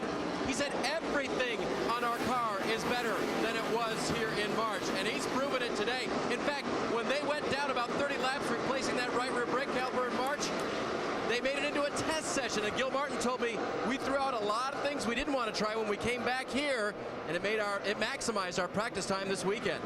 And as you finish up, Dave, we're going to zero in on the teammates. Jeff is underneath Jimmy. This has been going on for the last couple of laps. Well, it's been pretty clean so far because Jimmy's giving him room. Jeff Gordon needs to take this spot away right now. Drove it a little harder there. Side by side through 3 and 4. Yeah, they had contact there. You can see Jimmy just give him the spot now. He got to get back to the bottom, or he was going to lose another spot possibly to Dale Earnhardt Jr. When was the last time that you could include Dale Earnhardt Jr. this far up with 2 other of his teammates? As let's put the focus on Jr. in our Gillette Pro Glide profile. Started 28th and is now 6th. And oh, a spin with the 98 of Paul Menard. And we have another caution out, number 8. 87 here. You're clear. You're clear. Caution's out. Looking for damage on the car. There's a little bit on the right front, but I think that was from earlier. He was running 19th at the time. That's Eric Almirola in the 9. That's his teammate. Oops. Yeah, that won't work. Teammates racing each other hard today. Of course, Paul will be going over to Richard Childress Racing next year. There's another view. Saw 18 and the 20 get together earlier, and then we see this. We saw Jimmy and Jeff racing each other hard but clean. Well, and we're still 40 laps from halfway. Can you imagine what the temps are going to be like? Looks like Junior made a pit stop. Yeah, there's like the back half of the field coming in. Several takers. And Junior, he was in 6th position. He is the first of the group to come in. Doc? Dale Earnhardt Jr., as you guys have chronicled, his car has a very good race car. It's really good on short runs. They were trying to make some air pressure changes to get the car to turn better in the corner. Lance McGrew had done that, and Junior said the car is good, but after about 30 laps, it gets very loose. 4 tires, he's down and away, and almost gets into the 71 car. Jamie. And the 99 that Carl Edwards is in. He's been watching his temps. They got up to about 250. He's also saying he's tight in the center. 4 tires is the call right now, filled up with Sunoco fuel. Doesn't look like any major chassis. Oh, they were holding the wrench, so they did make a chassis adjustment. Carl Edwards down and away. And you can see exactly how tight it is when they come out, and especially when there's a log jam of 3 of them.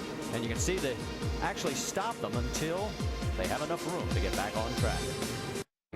It is Burton, Harvick, Hamlin, Gordon, and Johnson, your top 5.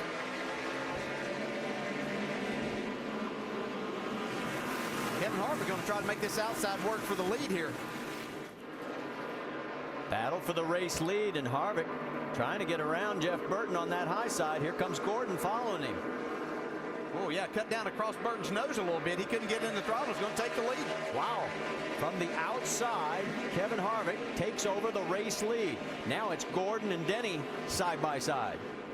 We'll have to remember that for later in the race if he happens to get in that situation. I'm pretty sure we haven't seen our last caution. Let me update you on one thing. Biffle had the guys over the wall too soon on his pit stop. He had to go to the rear. He's shown in 32nd position. That's the 2nd penalty today for Biffle. Not been a good day for the 16. Ruderman, Joey Logano, they're going side by side through the corner. At the Busch brothers side by side down the backstretch. Right behind them, yes, there they are. With Brad Keselowski. Yeah, Kurt and Kyle have made a nice run towards the front of the pack up to the top 10, because early in this race they didn't look like they had very good race cars, but see Kyle trying to make the outside work now. Kyle shown in 9th. Now he's on the high side of his teammate. Oh, got a little loose, almost hit the wall. Hey, you do that about every lap driving these things, especially if you're on that outside. As you get off and down the straightaway, you think, well, I missed that wall one more time. From on board Kyle.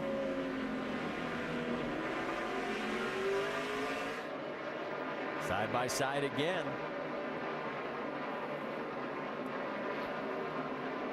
Joey's not giving it to him, that's for sure. No, he has the preferred line. He's not going to give that. You see, now Kyle's going to fall back in before he loses that next spot to his brother Kurt. Keselowski's got his hands full now with Tony Stewart. Yeah, there's Dale Jr. in that mix. We'll have to watch him and see how those 4 tires work for him. He was the first one to come, gave up the 6th spot. Mark Martin's been a pinball out here for the last few laps, being knocked around on the straightaway and getting into turn 3. Getting underneath Robbie Gordon there. Now here he goes. Robbie in 24th position. A.J. Allmendinger coming along for the ride. There's Marcus Ambrose and Paul Menard. Oh, little, I didn't like whatever you did to me earlier. Back towards the front. Denny Hamlin has his mirrors full of Jeff Gordon, and Gordon's got Jimmy Johnson right behind him. 3rd, 4th, and 5th in your screen. And right now, let's check on the battle for 12th. Keselowski hanging on. Here comes Junior underneath McMurray. And Dale Jr. right now is 13th. Let's get an update from pit road. Doc? We saw the pit stop for the 88 car, guys. He said he was having a little bit of trouble getting the car to turn in the middle. And as you see, this pass for the lead up front, the 31 car goes back around the 29 of Kevin Harvick, and teammates swap it back again. But getting back to Dale Earnhardt Jr., he talked about how the car was having trouble turning in the middle of the corner. That pit stop, 4 tires, track bar, and they made an air pressure adjustment on the left side tires only. And now that 88 car has flat taken off, guys. Well, another guy let's give a shout out to, Tony Stewart. Remember, he had a penalty earlier in this race, and he's right in front of him there in 11th and about to move into the top 10 as he goes underneath Kurt Busch. Yeah, I was talking to Tony Stewart on Friday. He was excited to be back here, so he loves racing at this racetrack. I know he didn't plan on having a penalty and have to go to the back and work his way up, but looks like they've got this 14 car running pretty stout right now. He locks down that position. Oh, trouble. Trouble. Martin got hit again. Mark has turned it around. He's into the front stretch wall. And there is damage on the number 5. Yeah, Mark, I think, was just trying to make a pass there. Got cut down on, then got run into from behind. He was 24th. And you can see how bad it is. It's been about 50 laps since the leaders pitted. Saw that last caution, Dale Earnhardt Jr. Quite a few other ones made pit stops. We'll see if this doesn't kind of shuffle the field a little. Be an opportunity for those cars to stay out. Dale Earnhardt Jr. running 12th. Pitted on lap 211 about 15 laps ago. Well, to give you an idea, guys, as we take another look at this. Kind of stacked up right there. Yeah, Mark was trying to go around. He was getting held up by the 26 a little, and A.J. Allmendinger got into Mark and turned him around. I don't think anything intentional, just racing at Martinsville. As we mentioned, it's our 9th caution. If you're wondering, last October we had 15, the most ever back in 07, 21. These boys might want to challenge that today. They might, because we haven't even hit halfway yet.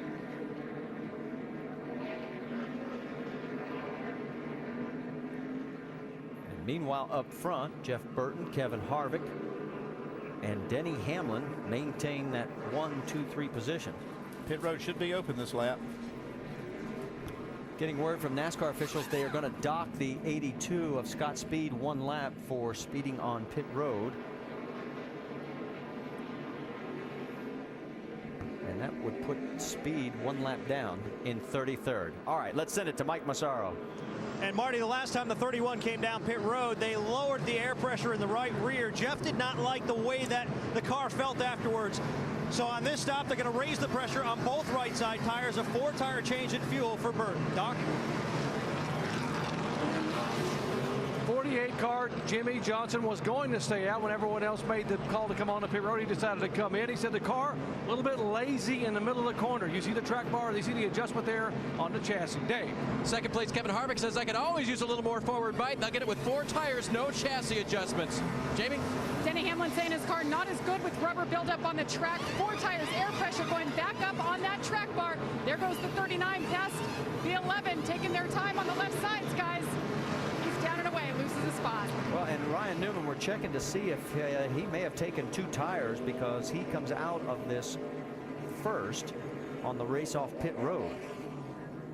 And it was 2 tires for the 39 that we have confirmed. So a little strategy for the first time today where we've seen that move made. So put Mr. Newman back in front. It'll be our 14th lead change when he comes across the stripe. And while we've got a moment, let's send it down to the ESPN pit studio with Alan Bestwick for our race rundown. All right, Marty, thanks. So as the field is shuffled up because of the strategy we just saw in the caution, let's take a look at what's happened so far as we are nearing halfway in our race. Jeff Burton took the green flag in this one back in 18th position, ran up here to take the lead from Ryan Newman. 83 laps in. Burton's looked strong. Burton is really strong. The car's been working good. He's braking good. Seems no problems with this car so far. And he's actually got his restarts figured out now. Jimmy Johnson has, I'll call this, been a battling day for the 48. He really has. He's been back in traffic some. He's had to work his way up from the 19th position, got himself in good position. He's been up in the mix, top 10, top 5 most of the day. He's around in the hunt. Watch his cat as we get towards the end of the day. Denny Hamlin started on the pole. He fell back in the field in the first run of the race. He went way back, as a matter of fact. And then they found out on the first pit stop they had an unusual air pressure buildup in the left rear. They fixed that. He went right back to the front. Oh, yeah, it's just a weird set of tires for whatever reason, but they broke the tires down, checked it out, and they're still analyzing that, but they got other tires on it now. The car's back to normal like it was yesterday in practice. He's back happy with his car. Speaking of way in the back, Kevin Harvick started 36th. Absolutely has been incredible today. He's marched his way all the way up front, has led some laps. Kevin Harvick might be the guy to beat when that checkered flag falls.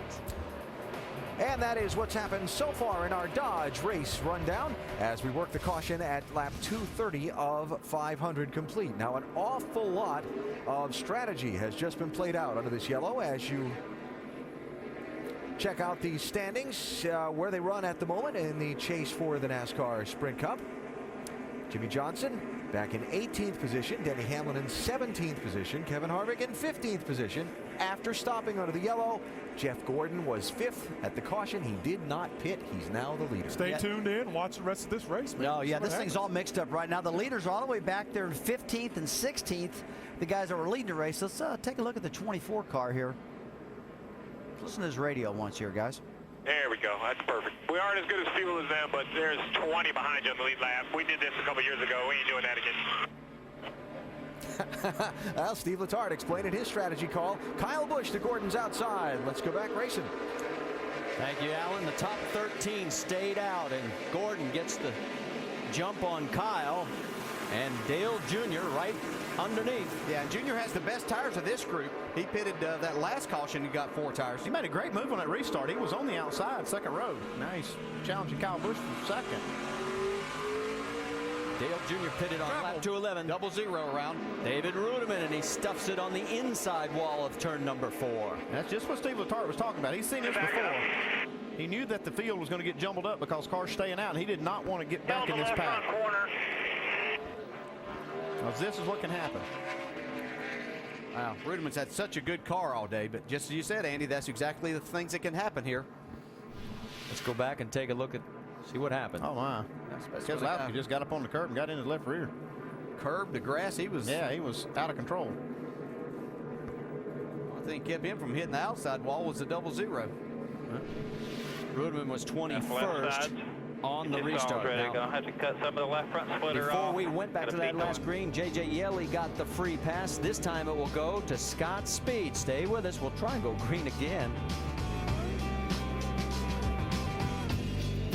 Is brought to you by Ford F-Series, America's best-selling brand of trucks for 33 years straight. Built Ford tough. And AT&T. Find out what's possible with the nation's fastest mobile broadband network. AT&T. Rethink possible. And a good-sized crowd here on hand at Martinsville, and they're enjoying the day and the beautiful sunshine. Let's talk to our in-race reporter while we got a chance. Hey, Carl, Dale Jarrett, you have a copy? Got you, Dale. Well, it's looked pretty exciting from up here. How things going from the cockpit of that 99 Ford? They're going okay. They're going okay. We made some adjustments at the beginning, but then the track is changing. So Bob and the guys are going the other way on the adjustments, and I think we're going to be okay here. Got some good strategy working for us right now. We pitted last time, and now we're ratcheting it up here to the front. So hopefully if we can get a good restart here, march up here, have a long green flag run, it'll be real good. Hey, I saw you and Mr. Montoya have a little disagreement early. All that worked out and forgot about? I don't know. I'm starting behind him this run. No, I'm just messing around. That's racing here at Martinsville. I got a little loose, and then he got me a little looser. I just wanted to let him know that I wasn't too happy about that, but no, we're fine. We'll just go race. I got a lot of racing left. We can't be on the tow truck. That's right, man. All right, keep moving forward. We'll watch you. Thanks a lot. And Carl will restart in the 6th position. Montoya right in front of him in the 4th spot. Don't forget to go to Goodyear.com to show your thanks and help support our troops. Goodyear, the official tire of NASCAR. And thanks for the great aerials, guys. And we're still on a big cleanup, a lot of fluid down on the backstretch, so we're going to step aside for another quick break. Jeff Gordon's out in front. While we've got a moment, let's talk about the calendar, because NASCAR Now is coming up with the post-race report tonight at 10 o'clock Eastern on ESPN2. And then, of course, the Monday Roundtable at 5 Eastern, also on ESPN2. Our next stop, get ready, the Amp Energy Juice 500. We're coming to Talladega. 1 o'clock Eastern next Sunday on ESPN. Countdown will kick it off at noon on ESPN2. Well, we have had 8 different leaders. In fact, 4 of those have been chase contenders. We've had 14 lead changes. We're cleaning up the mess from our 10th caution. As we mentioned, the record's 21, and we're hoping we don't come close to it, but we haven't hit the halfway mark. Well, and as we look past the first group, let's drift back to the 8th place finish, or the car in the 83, and the number 9 right there. A couple of guys that have been a little active this week. Casey Kane, of course, leaving the 9 ride. Let's go back to Charlotte when Casey was in the 9 car and had some brake issues, and I'll let you guys pick up from here. Yeah, a couple of weeks in a row they've had some problems. Right here he gets in a wreck with Sam Hornish. They had to spend a lot of time in the garage area fixing the car. Casey Kane said he didn't feel good enough to get back in it, so they had to put somebody else in it to finish the Charlotte race. And here's the timeline on Casey. In August, of course, he announced he would drive for Red Bull next year. And then, of course, what you just saw back at Charlotte on the 16th. And then later in the week, he was released from Richard Petty Motorsports. And then he is back in the Red Bull seat. for the rest of this season. So let's get the latest on Casey Kane, Mike Massaro. And Marty, as you mentioned, the Red Bull seat, believe it or not, there were actually 3 of those, 3 different ones in that car from the beginning of this week to right now. This is a car that Matthias Ekstrom last drove. Then Eric Almirola had a seat in it. In fact, his crew chief, the crew chief of the 83, Jimmy Elledge, had a meet with Kenny Francis earlier this week to actually swap seats so that they would have the right seat in this race car. It's been a hectic week, and so far they're not exactly on the same page. They had a very long debrief after practice yesterday. Went, well, close to 2 hours long, and so far there hasn't been much success on the racetrack. A very tight race car. Casey's still not happy with the way it feels. And we pointed out before this quick last caution, the top 13 prior to that had stayed out, and that's why Casey is now up into the 8th spot along with Eric Almirola, shown in 9th. So let's reset it for you. Jeff Gordon, Kyle Busch, Dale Earnhardt Jr., Juan Pablo Montoya, and Carl Edwards. Sprint brings you an inside look at the chase for the NASCAR Sprint Cup on the Now Network. Jimmy, if you hear a big scream and roar from inside the car, you'll just know that Dale took the lead of the race. For more NASCAR stats, in-car audio, and live race radio, check out NASCAR Sprint Cup Mobile at sprint.com/speed. And of course, the Dale he's referring to is that 88 of Dale Earnhardt Jr. is going to restart 3rd. Look at the fans on their feet. We're green. Junior got a good restart. Yeah, first thing he's got to do is get to 2nd around Kyle Busch. Let's see if he can do that. Easier said than done. Yeah, that dusted some of the track dry that they had put down. He's got a door on him. He's right side by side with him now. We'll go back into 1 and 2. Montoya's watching all this from the best seat in the house.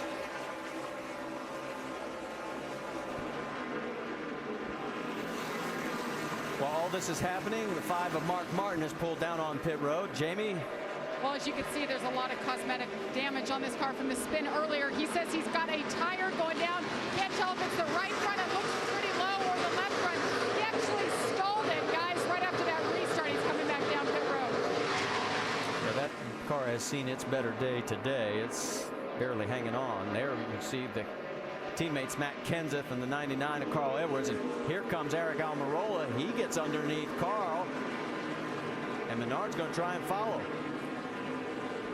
You see Carl's really struggling up on that high side. I think he'll be too happy with Eric Almirola. Carl thought he could just slide down in and get that spot. Almirola's there, takes it. Eric now up into the 7th spot. Ryan Newman's slowing. Ryan Newman's slowing. Yeah, you're right. Dave, what are you hearing? Rear end gear for the 39. Brian came on the radio about a lap and a half ago. He said we definitely have a rear end gear going. Crew chief Tony Gibson said that's all right. We'll get to the garage. Meet us there, and that's where he's going now.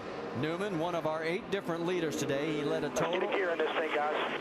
He led a total of 32 laps, and he will not win this one today. Look at the lead. Jeff Gordon has opened up by a full second now. A little bit further back, there is Jeff Burton. Now remember, he's in that group that did pit, and they're on fresher tires, but they got to fight their way back up. See Jeff Burton doing exactly that. He's making some nice passes, but Jimmy Johnson trying to follow him through. Kevin Harvick, Denny Hamlin, they're in that freight train as well.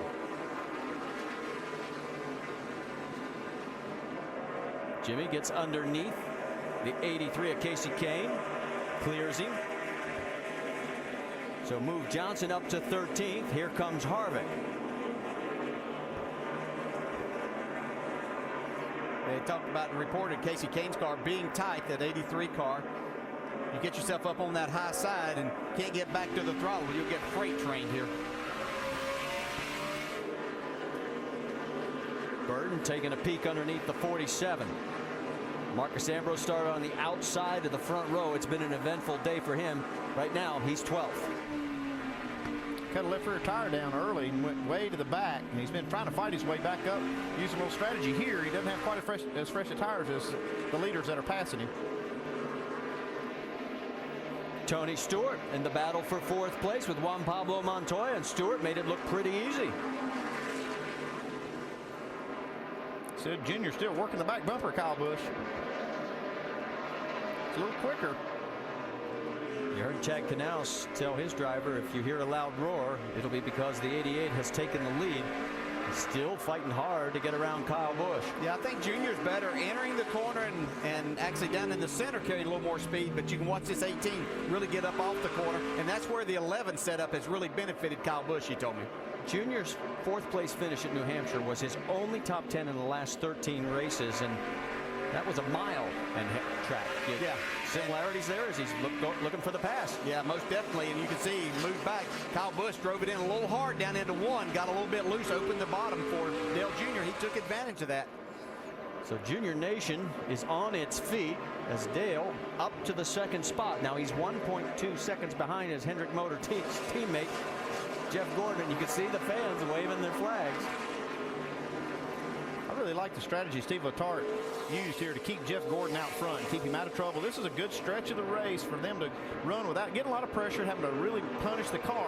While you see Jimmy Johnson, Jeff Burton, and Harvick, they're back there really punishing their car, trying to get by a lot of these slow, which are actually slower cars that just got out in front of them. Yeah, and Jeff may be finding out too that his car is better than what he actually may have thought by being able to get out there and run the race that he wants to. And remember, we're only 10 laps past halfway. We check back a little bit further in that battle for 10th. And you can see exactly where Burton, Reagan, and Jimmy are. And there's Kevin Harvick also in the mix, followed by Marcus Ambrose. Yeah, and Jimmy's pretty content sitting there following the 31 up through there. He's hoping he can stay close enough if Jeff Burton makes these passes. Jimmy can stick his nose in there and makes life easier for him. Well, Jimmy's got his 2 big rivals behind him right now, so that's perfect for him. Perfect day. Yeah, it doesn't matter if they finish 15th as long as the other 2 are behind him. But they're probably none of them going to finish back there. There you see Kevin Harvick from the back bumper of Jimmy Johnson's number 48. There is Jeff Gordon. He is out in front by 1.1 seconds. But how many times have we seen this scenario before? Can he seal the deal today? The Tums Fast Release 500 here at Martinsville. Make sure to go to NASCAR.com for all your latest NASCAR information. Well, we're under green. We haven't been able to say that a lot lately. We've had 10 cautions, 8 different leaders, 14 lead changes, and we've just completed 270 of 500 laps. And there is your race leader, Jeff Gordon. In fact, let's get you up to speed and start it off with Dr. Jerry Bunch. Thank you, Marty. You were talking about Steve Letarte and what a wise decision he made. And let me explain to you why he made the decision. This morning, Steve was talking about number 1. We want to make sure our car that's really tight on short runs can get some long runs, which is hard to find here. By staying out, they get a long run. Number 2, Jeff Gordon said the car is really hard to restart on the outside because the car gets so tight. By staying out as a leader, he restarts on the inside. And thirdly, maybe most importantly, Steve Letarte said no one has led more laps here at this racetrack in the first 350 laps than Jeff Gordon has. Our problem is the final 100. We want to save the car today and be there for the final 100. That's why we're not using it up now. Now behind him is his teammate, Dale Earnhardt Jr. In happy hour yesterday, they made the car very tight, but it also made the car very comfortable for Dale Earnhardt Jr. He found a rhythm. Remember that word rhythm in happy hour. And right now he is in that rhythm. The last time he had a top 5 finish on the short track was right here in the fall of 2008. He finished second to a Hendrick teammate. Mike. Doc, Kyle Busch has shown quite a bit of patience throughout the course of the afternoon. He rolled off 26 and has made his way to the front using a little bit of pit strategy. Well, that's why he's in the top 3 right now. The last time this team stopped was lap 172, so they're inching closer to making a stop. But the car throughout the day and after a series of track bar adjustments and wedge adjustments has gotten much better and much to Kyle Busch's liking. He's very happy with the race car right now. Meanwhile, Jeff Burton, just prior to that last round of pit stops, was a little bit irritated with the previous adjustment, thinking that lowering the air pressure on the right rear was causing a bit of a problem. The car was rolling over on the right rear and overworking it. Well, they went back up on the air pressure the last time down pit road, and once again, that car has come to life, looking very strong as Burton makes his way back toward the front, Dave. Mike, Tony Stewart stayed out the last couple of runs as well. He runs 5th right now. That's where he restarted. He's overcome a couple of things today, a pit road speeding penalty and a car that wouldn't rotate in the center. And by the way, he mentioned in Countdown today that they couldn't keep the rear tires under the car, so to speak, wear-wise yesterday. Just checked in his pit. They're much better today. Part of that is the rubber that's been laid down. Part of that's some of the tuning they did to give these tires more longevity. Mike? It's been a bit of a challenge today for Juan Pablo Montoya and the 42 team. They rolled off inside the top 5, but experienced a bit of a chatter and had a little difficulty getting into the corner. Subsequently, they faded a little bit. Well, they've stayed on this race car. They've made some adjustments, and once again, it's back to Juan Pablo's liking. Again, he's another one of those teams that use a little bit of pit strategy to give him some track position. Last time he stopped was lap 210. Doc? Likewise, pit strategy has helped Matt Kenseth. Jimmy Finnick opting to keep Matt on the racetrack, have him stay out because he knows his driver is as patient as they come on a track like this. Matt doesn't use up the brakes or the tires, and by staying out in spite of having a car a little bit tight in the middle of the corner, he's able to bring this car into the top 10 right now in 7th spot. Mike? Talking with the crew chief of the 9 car this morning, asking him what his expectations were, Kenny Francis told me, I really don't know. His experience, well, it had been somewhat up and down here with the 9 car with Casey Kane behind the wheel. Add to the fact that he's got a new driver this week, Eric Almirola. There was a lot of uncertainty coming into this race, but it seems as though they've risen to the occasion. He's overcome a bit of a loose condition, and the car seems to be coming in, and much more to Eric Almirola's liking here. Still plenty of racing to go. It'll be interesting to see how much further he can go, Jamie. And behind him is Carl Edwards. Now, they unloaded this car on Friday. The balance was good, but the speed wasn't there. So they put his teammate Greg Biffle's setup on, went out and qualified 7th. His best effort ever here at Martinsville. The car has been okay. I see a slow car on the racetrack, guys. The 81 is almost at a stop. But back to Carl Edwards. The car is coming around, started off loose. They had a little track position there. They stayed out the last round of pit stops. He is now in the top 10. Doc? 48 car of Jimmy Johnson. You know, he made the pit stop, had to restart back in the pack in 18th position. Chad Knaus repeatedly said, Jimmy, you got to be pit. Well, up front is a challenge for the lead. Dale Earnhardt Jr. moving to the inside of his teammate. And if the 7-time most popular driver can pull it off, he will become very popular here at Martinsville. And Marty, he is now the leader for the first time today. You got to see the fans on the front stretch, and look at them. They're standing and cheering. No matter what this guy does, he has a huge following in this sport, and there he is. He is our 9th different leader, 15 lead changes now. And let's listen to the 88 radio. He's trying to make a show out of it. He's going to make a lot of people happy here. That was actually the 24 radio, yeah. But you get the gist. Oh, trouble with the 81. Yeah, he was slow earlier. He's actually going now. It's J.J. Yaley. Come on down here. Yeah, he's trying to get down and get to the pits, I believe, but he just can't find an opening. I think he's going to get one. Oh, he's out of brakes. Bring it down. Bring it down. Never mind. You keep closing up, Furr. See, now he's stopped out on the track again, trying, and we're waiting to see. Yes, the yellow flies. So now our 11th caution, and there's the reason why, right in the back of your screen. Yaley could not get down onto pit road. You heard on the radio a brake issue, which is nothing new here. I think it stopped pretty good right there. Yeah, and Steve Letard's really glad to see that. This was looking like it had that long green flag run, and even though they still had quite a ways that they could go on fuel, they didn't want to have to go too much longer with all these other guys' fresher tires and more fuel. Well, as we anticipate pit stops, let's revisit the AT&T Fastest Pit Crew of the Year award. The pit crew is determined by the winner of each race, the fastest pit time, and your vote. Be sure to text the car number to 2258 for your pit crew choice. And we're about to see who's going to be the fastest now. As you're looking there, crew chief, anybody you think might take 2, or is everybody going to go 4? I think this is a good chance for everybody to reset with 4 tires. I don't think you'll see a 2-tire stop here. Scott Speed will get the lucky dog, and when he goes around, that'll give us 27 cars on the lead lap. Total of 5 cars are either out or off the track. Mears, Nemechek, Newman, Bobby Labonte, and Clint Boyer. And listen to the fans. These are just the kind of opportunities that guys are looking for. Dale Earnhardt Jr. taking advantage of it.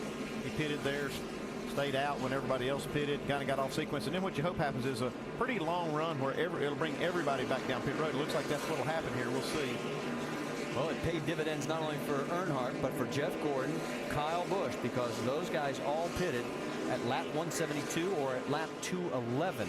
And then it was Jeff Burton who came in at lap 228, and he's shown in 4th. Well, here they come, so let's see whose crew is going to do the best. Mike, you're up. And Kyle Busch's team ready to pit the car. Kyle saying he just needs the car to turn just a little bit better. They're going to lower the air pressure on the rear tires. Also expect them to make a wedge adjustment on the left side of that race car as well, trying to help out the 18. Doc? Dale Earnhardt Jr. bottom of your screen, air pressure adjustment left side, so he can drive it in deeper, but he doesn't have the drive off that Jeff Gordon's got. Now Jeff Gordon in the middle of the screen. This is the caution flag. Steve Letarte wanted to make another slight adjustment on the car. Dave. Tony Stewart gives up 5th place, 4 tires, no changes, full of fuel. Bets it's been all day. Jamie. Check for the race. And the 11 is Denny Hamlin there. He's saying he's just a little free now. Wedge out, 4 tires is the call. They continue working on the 11 car, and he's down and away finally, guys. Well, Dale Jr. is the first off. Tony Stewart picks up 3. Jeff loses 1. And Kevin Harvick picks up 3 as well. Stay with us. We'll come back and reset it. Earnhardt Jr., Tony Stewart alongside Kyle Busch, Jeff Gordon, Juan Pablo Montoya. And we're back to green flag racing.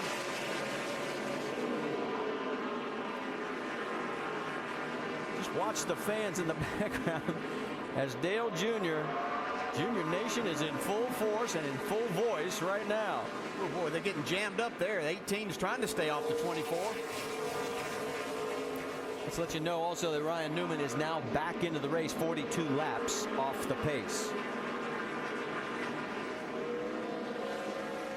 Kyle Busch, there you see Jeff Burton with Juan Pablo Montoya outside of him. And then you've got Kenseth and Carl Edwards right behind them. Yeah, and Jimmy Johnson and Carl Edwards, they're stacked up on the outside. Now Jimmy's able to get down. So you've got your 3 points leaders right there. Harvick in the 29, then Jimmy Johnson in the 11 of Denny Hamlin. And Hamlin's trying to figure out a way to get ahead of that 48 car. Yeah, and you know, it's not go time yet. You still got 200 laps, but you got to start getting yourself positioned here shortly if you're going to make a run at winning this race. Almost a little contact between the 2 of them there. On board with Harvick.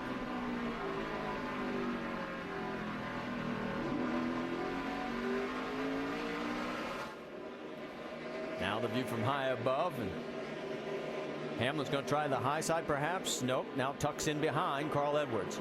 Yeah, Jeff Gordon going for second there. Tony Stewart got loose as he went to the throttle off of turn 2. Oh, and a little contact with Kyle Busch, and it's going to be bad news for Kyle because he's going to lose at least 1 and maybe 2 if Montoya can get around him. He's lucky he didn't crash right there. Montoya does get around him, and here comes Kenseth as well. Meanwhile, Jimmy Johnson side by side with Harvick. See, Harvick now trying to roll the outside. That's for 8th on the racetrack. So it might work for him here too. Look at this. Kenseth got really loose. They're going to be 3 wide here. Uh-oh. No, Jimmy gets a little contact into him. Harvick maintains the position ahead of Johnson, at least for the moment.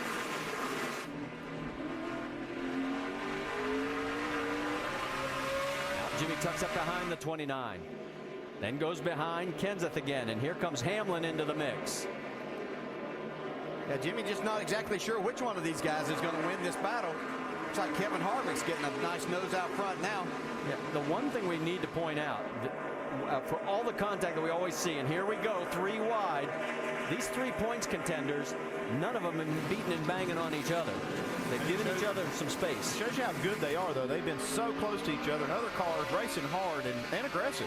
Yeah, I tell you, this 48 car's fast right now. Jimmy's wanting to go. Here he goes. Now we talked about beating and banging. Definitely getting aggressive. Meanwhile, Jeff Burton, and he moves into 3rd ahead of Tony Stewart. So it's Earnhardt, Gordon, and now Burton. He's back on the move.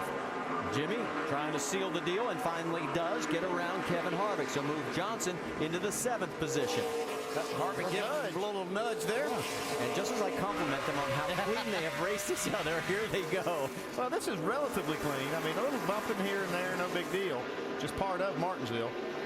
And this is where the 48, we heard them say early in the race that they set their car up for these shorter runs. So they've got to make time right now. It doesn't look like their car's quite as good on the longer effort, but they've got to pass as many cars, keep those guys behind them as long as they can. Well, the other thing is Jimmy's had to pick up the spots that he's lost from pit road. Yeah, he's not had the best day on pit road, but Kevin Harvick, on the other hand, he had the second trouble. Uh-oh. 2 cars into the wall on turn number 2, as also the 7 of Robbie Gordon has got problems. And there you see the 47 with damage, and the 77 of Sam Hornish was the second one involved in this one. And Ambrose has a ton of damage. Yeah, it's really looking bad on the back deck. Cut no brakes. Uh-oh. That's not good. Come down. Here's what happened. That's where he lost his brakes, it looked like. You can see Sam Hornish just innocent bystander there. Let you know that Clint Boyer has just rejoined the race. He is 113 laps behind. So far, we are still green. There's the margin between first and second, 0.7 of a second to be exact. Dale Earnhardt Jr. He has now led his 21st lap here today.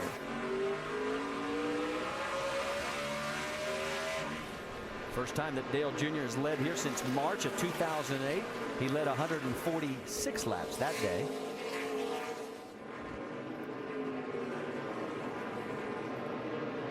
And right now, Junior Nation's loving every minute of this because he's actually stretching the lead a little bit. So Dale Earnhardt Jr., the man up front at Martinsville. 3-game roll. Can Dallas turn the tide at home, or will they fall to their NFC East rival? It's Giants Cowboys, ESPN's Monday Night Football, 8:30 Eastern, and our coverage begins at 7 Eastern with Monday Night Countdown. That's served up by Applebee's.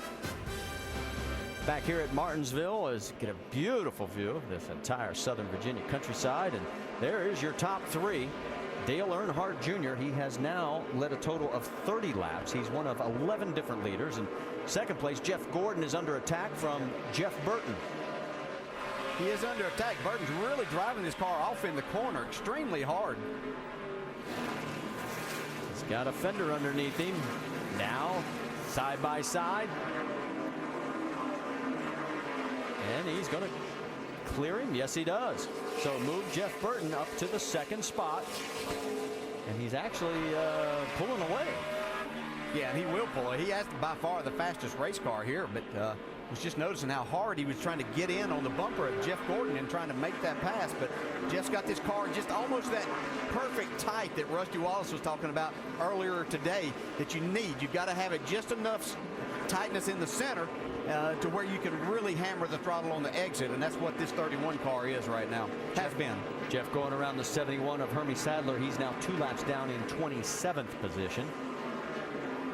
Sam Hornish, you see there in the 77. He is 25th right now, and now the first car 1 lap down. Well, he is driving in the corner hard. I just noticed that lap. Get into 3. I mean, he is really using those brakes up, trying to make up some time. I think if he could ever get the lead, he could ease up on it a little bit. I think that's kind of what his strategy might be, is if he can get up here, get the lead, he might be able to ease up on his car a little. There you see the margin between first and second. Dale Jr., he's been good here. He's had 8 top 5s in 21 races. His best finish was back in October of 08 when he came home in second place. Yeah, the only thing I'd caution with the 31 and driving that hard and using that much brake, you'll build up the air pressure in the right front tire. Then your car won't turn quite as good. And so you'll pay the price as you run a few laps. David Gilliland back out on the track as he gets past, put another lap down.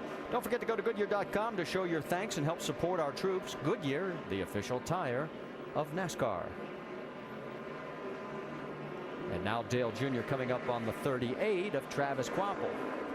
A little further back, that's Montoya with Kyle Busch underneath him. It's the race for 5th. And right behind them, here comes Jimmy Johnson, then Kevin Harvick, and Denny Hamlin, your 3 points contenders.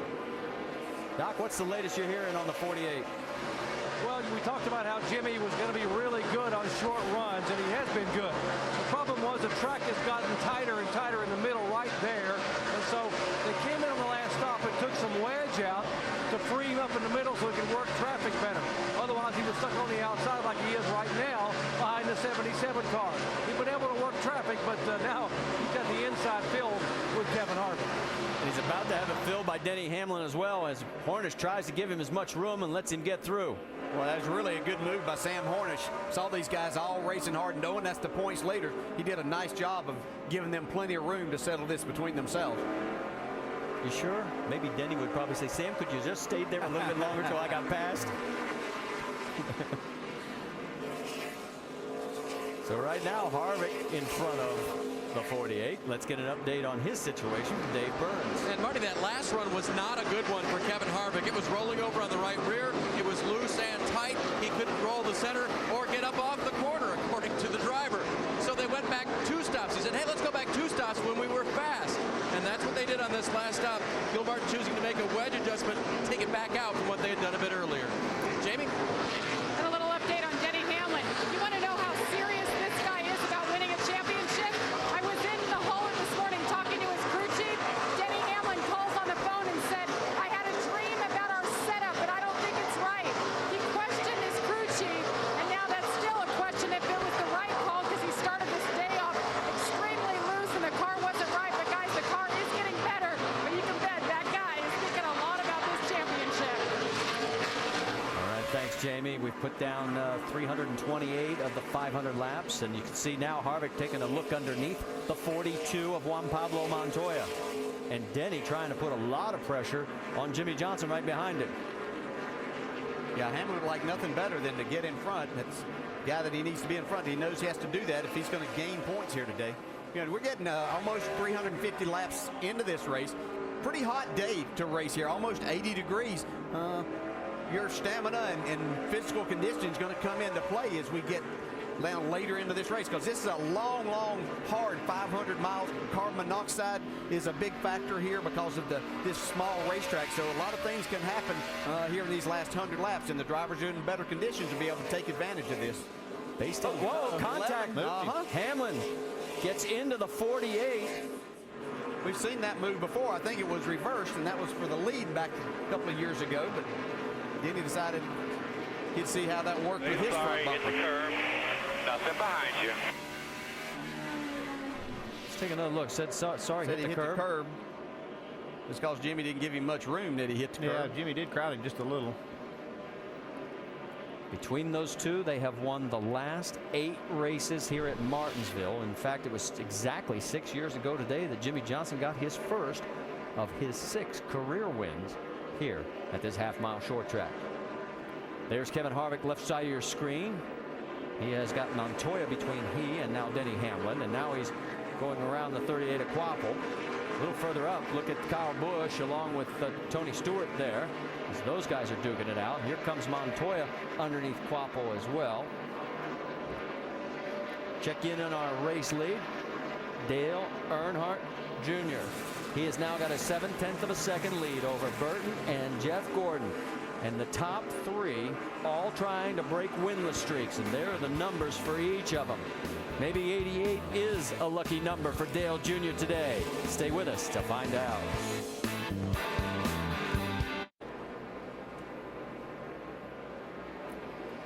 It is the Tums Fast Relief 500 at the Martinsville Speedway in Virginia. Make sure you go to NASCAR.com for all your latest NASCAR information. 158 laps to go. There is the leader of the race, Dale Earnhardt Jr., out in front by 0.8 of a second. Jimmy Johnson trying to pass Juan Pablo Montoya here for the 8th position, and doing so. We talked on NASCAR Countdown earlier today about the relationship between driver and crew chief and the communication between them. Here's some communication between Jimmy Johnson and Chad Knaus a moment ago.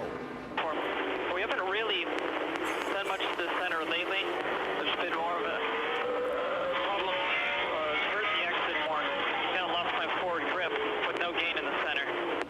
Yeah, I can pretty well tapped out, but to you, man. It's up to you. You got to carry us the rest of the way, buddy. I'm sorry. With Rusty Wallace and Brad Daugherty. What do you make of that? Oh, man, let me tell you what, as a driver, I did not want to hear that answer from my crew chief. We did it in our countdown show. We did a deal where Chad Knaus basically said the thing he hates the very most about Jimmy Johnson, if Jimmy just flat says, I don't know. Well, basically, as a crew chief, he just told Jimmy, I can't help you. I don't know. You're going to have to carry it yourself. So, contradicting their stories just a little bit there. Jimmy Johnson and Denny Hamlin, of course, have won the last 8 races at Martinsville together. Between them, Johnson, as I mentioned, running in 8th position. Hamlin a couple spots ahead of him, running in 6th position. Hamlin started off the race from the pole, faded back to 15th. Brad made his way toward the front. Now he's shuffled back a little bit by strategy. He's shuffled back a little bit by strategy, but he's still got a really fast race car. And and at the end of the day, he is going to be in the mix as well as Jimmy Johnson. You're going to have to watch for those two guys because of their past history here. But both of the guys are running okay, not great, but they will work their way back up through the field, either through pit stops or just by running people down. And we talked with and about Jeff Gordon on Countdown and the long dry spell he's been on, his troubles last week at Charlotte, how this race was kind of a must-win for him if he had any hopes of getting back in this championship. Well, he's having a solid run, Rusty. He's having a fantastic run today. He's been in the front all day long. Right now, we got a caution. Caution. Greg Biffle. Caution. Looks like 16's got a right front down. And Biffle, boy, what a nightmare this day has been for him. Oh, yeah, it really has. Come on in here. Let's see what we got. Bad can happen. It's happened to Greg Biffle today. Picking back up at Jeff Gordon real quick, guys. He's 4th in the points. He's having a solid day. He can close a deal if he gets this thing back on track and stays strong like he's been all day long. They need good pit stops to get him out front. Dragon, we sparking that sway bar. Greg Biffle started this race in 3rd position. He had a speeding penalty earlier. He had a penalty for missing lug nuts. Had to make an extra pit stop. Then this. Yeah, it looks like a classic case of a right front tire. Brake heat. Tim Brewer's been telling us about that a lot, and that's the problem. Tim, let's tell us some more about this. Looks like it's holding true what you've been telling us, buddy. Hey, Rust, as you well know, when you over-abuse these brakes right here, you're going to build up the heat right here in this rotor. Well, the bead sets right here, so you're going to transfer that heat right in this area, and this is what the bead normally looks like.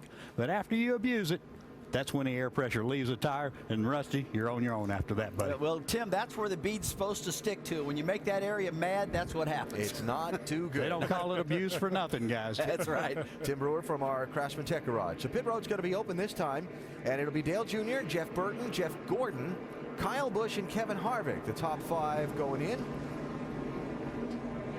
The team's just given the extra man to go over the wall to take care of cleaning the windshield for the driver. And, of course, Greg Biffle in a little bit early to get that right front taken care of on that 16 car. Another bad day at Martinsville for the Biff, despite all the fun he had on Ferris Biffle's day off earlier in the week. Here comes Jeff Burton, Mike. And Jeff Burton saying he needs a little bit more rear grip under throttle. Todd Berrier saying, well, we're going to do something a little bit different here. They're going to make an air pressure adjustment this time on the left side. The left front tire, it's the first time they've touched that all day long, Doc. Dale Earnhardt Jr. starting to get a little free on entry, a little free on exit. The top of your screen, minor air pressure adjustment, no major other changes. Jeff Gordon likewise, a little free in the middle, but no changes. Don't want to tighten the car up too much for the final run. Dave. 5th place, Kevin Harvick is loose into the center. They'll make a slight air pressure adjustment for tire change. Jamie? And they continue working on the 11 car for Denny Hamlin, still just a bit free. Wedge adjustment, 4 tires and fuel. They're watching the rest of the field to see when they're going to make their way around. This team has been excellent on pit road. There goes the 88, the 31, the 29. They continue passing. He's down and away. Alan? Junior, we saw him side by side with Jeff Burton down the pit lane. Junior gets to the scoring stripe first. Harvick up a couple of spots. Look at Jeff Gordon. Lost 5 on the exchange of pit stops. Under caution, Junior leads in Martinsville. Problems somehow, some way, each race. Here we go. You see the crew on the right side. You want to see something around a 5.5 seconds. Just a little off of that on the right. Come around to the left side. See the jack? That's pretty normal, about 4 seconds. But right here is where they really lose a lot of time on the left rear. Costs them quite a bit of time. You see that 6 seconds. That needs to be in the 3.5. No more than 4 second range, and they lose some spots. And then watch Jimmy right here scoot in front of him. And he will they're come working out the system there. I don't know exactly where the lines are. They know, but they're trying to work this right. They're speeding between the lines to their advantage. All right, let's listen in on the radio. Just pray we're on the inside here, guys. Oh, we're not. That's pitiful. We still got 150 to go. We're going to have to make it up, boys. Now here is the pit time comparison, and you can see the difference. Yeah, you see Earnhardt Jr.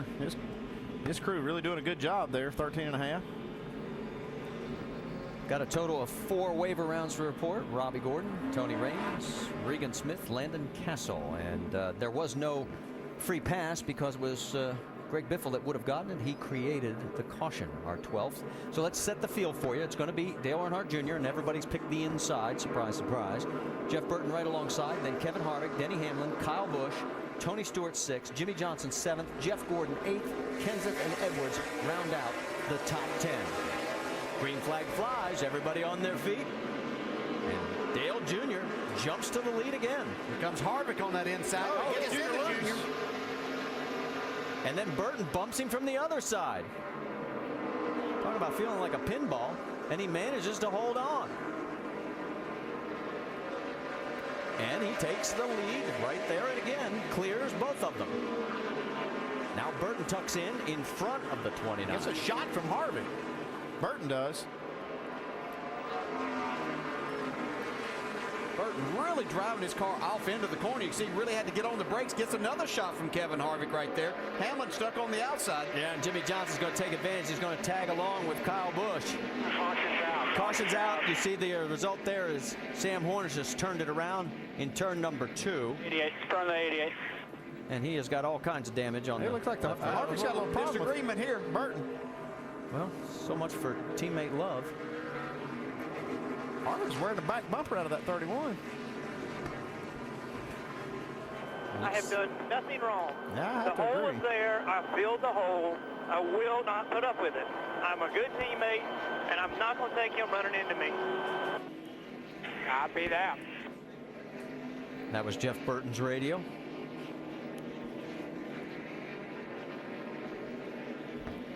Yeah, I mean, Burton's just trying to race hard right Heads are there. up a quick yellow. And not really, like you said, I didn't see him do anything wrong. Let's quickly listen in on the 29 radio.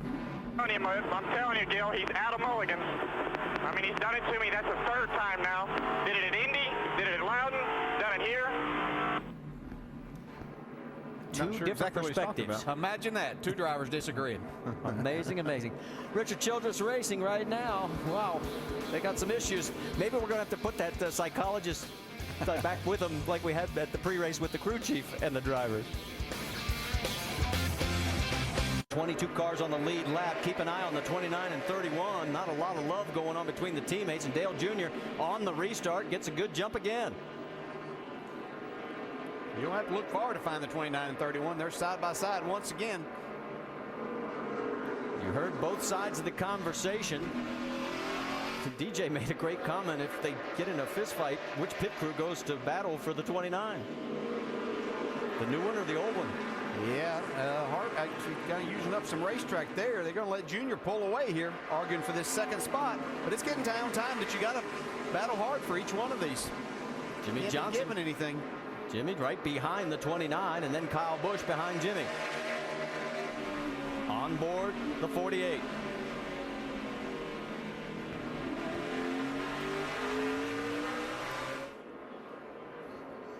Just behind Jimmy, you see Kyle Busch there. He's done well. Matt Kenseth, another car. We haven't talked much about Matt, but he's been solid there all day. He's able to stay in the top 10. Looks like Harvick gets back in the left rear. Burton again, and Burton just about had him cleared. Side by side, plenty of space there. This is one of the best angles from high above because you can see exactly how close they get. Well, the 2 cars are just so evenly matched, but shows just how good Jeff Burton's car is, that with fast as Harvick is, he can stay right there on the outside. And the way he comes off that corner. Yeah, he just needs one good run and for Harvick to slip just a little bit, but now Harvick's getting the edge now. You can see it's only a couple laps you can stay out there, but here comes Jimmy Johnson. Not going to let Burton down. Yeah, Jimmy does not want to let him in, and he's going to seal him. If Burton wants to stay in that spot, he's going to have to do it from the outside. Question is, which guy is Kyle Busch going to follow? On the left side of your screen, the battle for 12th, you've got Juan Pablo Montoya, Jeff Gordon, and Joey Logano. And David Reagan into the mix. Right side of your screen, Burton still door to door with the 48.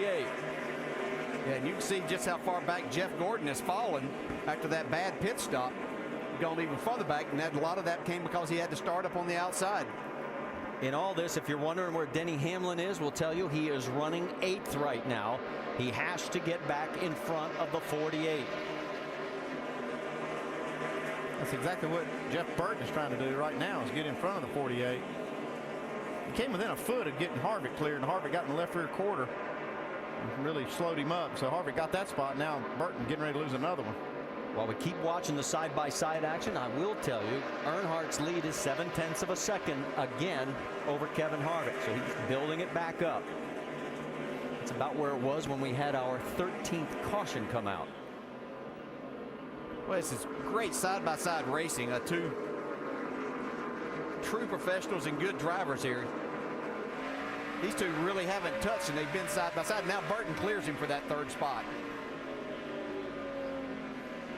That's a down-low look from the front of Kyle Busch's car. And my, that wall gets awfully close. Let's go back to the battle for 7th. Remember we told you about Denny Hamlin? He has got a nose and now the whole car in front of Carl Edwards, so he takes that spot away. And here comes Allmendinger looking to the outside. Kurt Busch right behind him in the 2.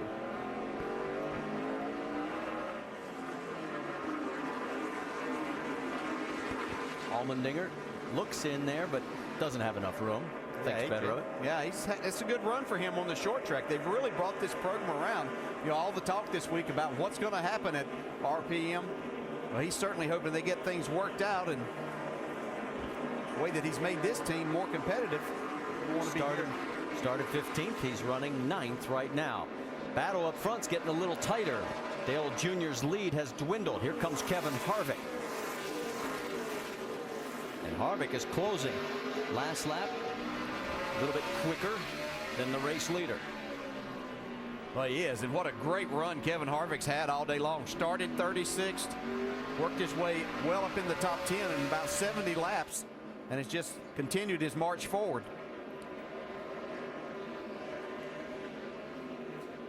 He definitely has the fastest car here, but you can take a faster car and be held up by somebody right in your line. If Dale Jr. doesn't make a mistake, it may be hard to pass. Harvick thought he had a problem with Jeff Burton. He's going to have a resounding round of boos here when he takes the lead from Junior Nation. Yeah, Junior just kind of decided, hey, he's caught me here. No sense in pushing the issue. Still a little over 100 laps to go. Well, Dale Jr. led 90 laps, and now we've had our 20th lead change today. Junior had led only 71 laps in the entire 2010 season entering today. Harvick doing exactly what he needs to do. This would be how the points would shake out right now. And you can see he gains quite a bit from where he was. And Denny Hamlin still got to find a way to get back in front of that 48. Jimmy's running in the 4th position. Hamlin running 6th. Yeah, Kevin Harvick was really enjoying the fact that all anybody wanted to talk about was Jimmy Johnson or Denny Hamlin going to win this race. He came in here feeling that he really had the shot. Even after he qualified poorly, he felt like that he could get this car to the front, and he's done it. Well, remember in the March race, he had a good race car until about, I think it was around lap 120 when he had a tire issue, and that's what put him back and took it away from him. So right now, Kevin Harvick, Richard Childress Racing, up front here at Martinsville. Gordon, caution number 14. Early contact with Kurt Busch. Kurt then retaliates, and I don't know if this one's over. Next time around, what's it look like, Nick? Left rear's killed. Yeah, down into turn 3 here. You can see Jeff dive down in. Right rear. Gets into the left rear quarter panel. Kurt Busch didn't like that. And watch what happens next.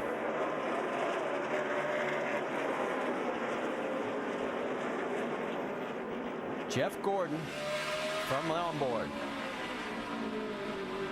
I'm sure Kirk feels like that he didn't have enough up there. He's getting in there.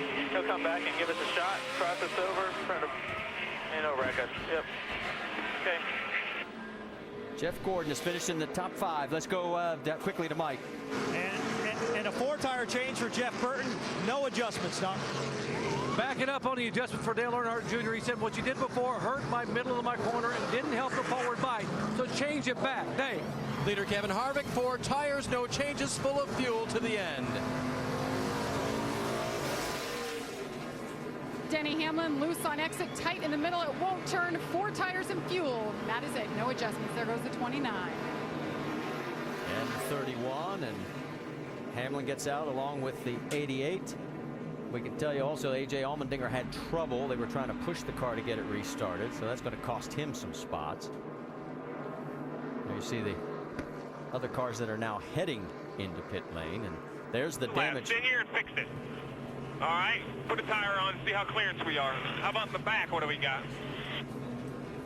I remember I was getting ready to tell you, Jeff Gordon has finished in the top 5 in the last 11 races here, and in the top 10 in the last 15. The only person active streak better here Do not is go. a guy by the name of Jimmy Do Johnson, not go. who's had All right, 16. left front looks good. How's the right rear look, Jace? Go out and come in, or can we work on it now? Go out? All right, everybody clear? Where's the pace car? All right, let's go get caught up. Come on, go get caught up. So Steve Letarte sends him back out, and for Jeff Gordon, his chances of winning, he's already 1 lap down right now, and here's one more view of Jeff going to the wall. Pretty much taken care of with contact with the 2 of Kurt Busch, and it's basically taken what little championship hope he had and flushed it. Let's get to the 2 radio of Kurt Busch, listening to his side of this. Yeah, check the damage on the nose, man. It sucked me right on in. I was trying to let him go. I'm going to turn to my championship driver and say, you buy that? No, I'm not buying that. He wasn't trying to let anybody go. He got done exactly what he was trying to do right there. Pretty big payback for just getting knocked out of the way here at Martinsville. But that's what we've seen this year. That's what you said. The payback does not fit the initial crime. Well, I mean, it's different racing, different styles. Everything's a little different. These guys now, you know, you get knocked out of the way, you come back. We've seen guys turn others and take them out, basically, instead of just knocking them out of the way and taking the spot back. Hey, guys, look who's leading this race. Yep, Kenny Schrader has stayed That's out. right. Get him, Kenny. Kenny is the race leader. Harvick is 2nd, Burton 3rd, Hamlin now 4th, Earnhardt 5th, Kyle Busch 6th, Jimmy Johnson's back in 7th, Edwards, Logano, Kurt Busch. That is your top 10, and it's been called off. Yeah, they had a little problem getting everybody lined up. They had to call that restart off. Lucky they didn't have a problem there. Usually they call a restart off that late. Everybody ready to go. They were getting ready to be at the gas. Let's show you the season high number of cautions that we've had today. A total of 14 now for a total of 85 laps. And we've already beat the March number. Yeah, the 2 numbers there. The first one is from the March race. And the second is from the fall race. And there you see the average. Gives you an idea. Cautions run amok when we come to Martinsville. And we hadn't even got down to time to decide this thing yet. So. Yeah, I know. Well, I think the saying's caution, breed caution. Well, and let's go back to this, because you've made a good point about Jimmy Johnson's car really being good on the short run. 4 out of the last 6 races here have been green, white checkers. And there's also 9 of the last 12. The green flag stretch has been less than 10 laps, the final 10 laps. You know, the big thing that happened right here with Kenny Schrader staying out, it kind of reversed all of the positions here on who was going to start inside and outside. See, Harvick won the race off pit road, but he will start on the outside. Let's listen in on Kevin Harvick's radio. We just need to be prepared for Burton with the 26.3 wide, too. It wouldn't be the best for RCR, would it? Well, Kevin mentioned Richard Childress Racing, last of 6 Martinsville wins, was September of 1995 by Dale Earnhardt, the crew chief. Just standing next to me, Andy Petrie. Back to green flag racing. Schrader cannot hold off Harvick. He's going to clear him quickly. Here comes Hamlin as well. Burton's going to be the loser here, as he's going to have to go under a slowing Kenny Schrader. Yeah, but he might get out of this only losing 1 spot to Denny Hamlin. Boy, Kenny is like a pinball, and he just got banged from behind by Kurt Busch. Yeah, I really have to question that call by their crew to keep him out there in that position. There's smoke on that 26 as well on that right rear. Looks like it might be a tire rub. Got a right rear tire rub. And there you get a better view of it as Jamie McMurray's trying to go underneath him as well. So Kenny Schrader became our 12th different leader, 23 total lead changes, but he is fading fast. Meanwhile, it's Kevin Harvick. He's quickly opened up over a half-second lead over second place Denny Hamlin, and Hamlin's done exactly what he wanted. He's gotten back in front of that man right there, Jimmy Johnson.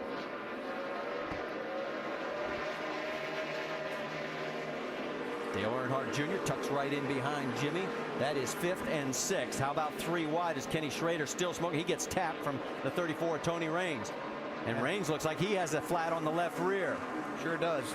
Going to need to try to get the pit road. He's got a few more cars to go by here. Don't know that he'll get miss there it this time. A couple more coming. He's got to make another lap.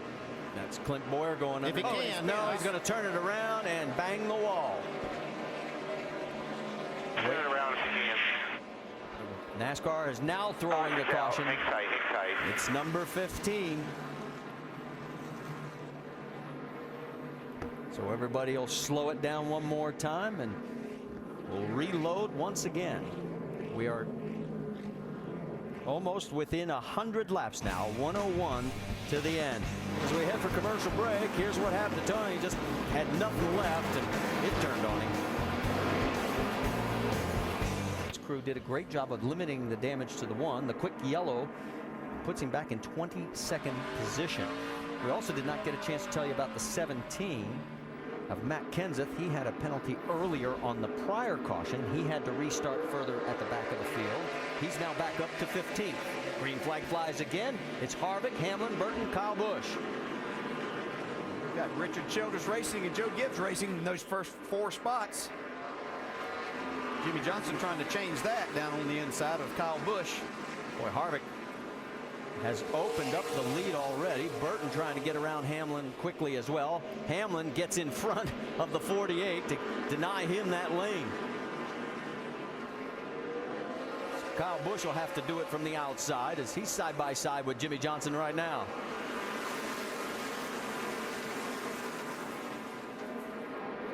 Right behind those two, you got Joey Logano and Dale Earnhardt Jr. and Brad Keselowski. First time Keselowski has poked his nose into the top 10.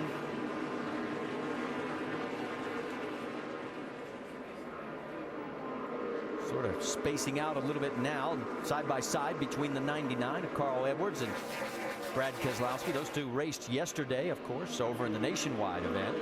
Keselowski got the better of that one, winning over in St. Louis. Doc? Well, Dale Earnhardt Jr. says the car is not as good as it has been.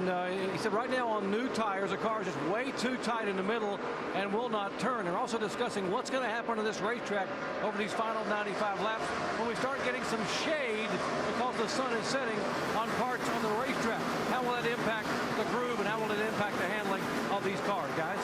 Where we'll get the shade will be down in 1 and 2, and I'll turn it over to you, DJ. What do you think? Yeah, it doesn't change this concrete surface all that much. You might see a little bit of a change, but I wouldn't look for it to be a drastic change as far as having to make a big change to the race car. Well, I think the track is tightening up some for everybody. I think this rubber buildup is starting to tighten it up and the cool racetrack. And you know, probably the most thing is just, like I say, getting the track worn in. This track gets that way. It takes a long time to rubber in, but once it does, the cars do get tight. Tony Stewart, Kurt Busch have a nice little battle going right here. That is for the 11th spot on the track, and Tony finally seals it. Jamie McMurray, who's had an eventful day after winning last week at Charlotte. You can see all the damage that they've got on the nose of that car. It looks like it went to the MMA fight last night and got punched.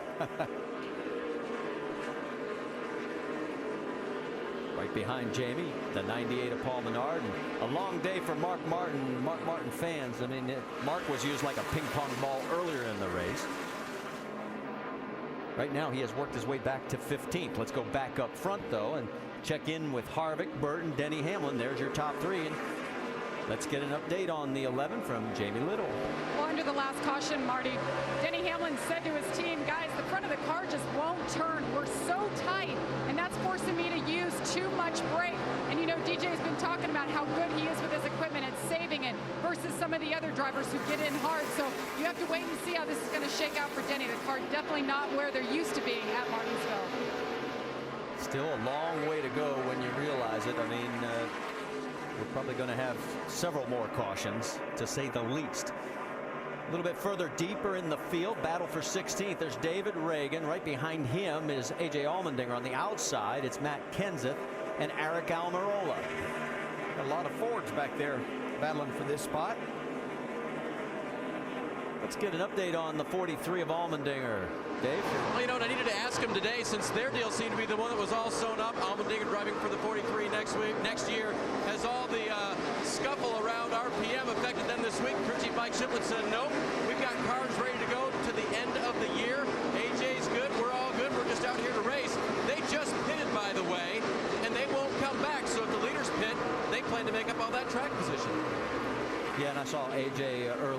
weekend, and he said, man, I'm just focusing on the driving. That's all I can do. Yeah, and we'll have to see how all that shakes out. There seems to be more and more talk and speculation as to what exactly will happen, but we'll see what happens as the week goes on next week. Side by side, Tony Stewart, the battle for 10th with Juan Pablo Montoya, and give Tony the spot.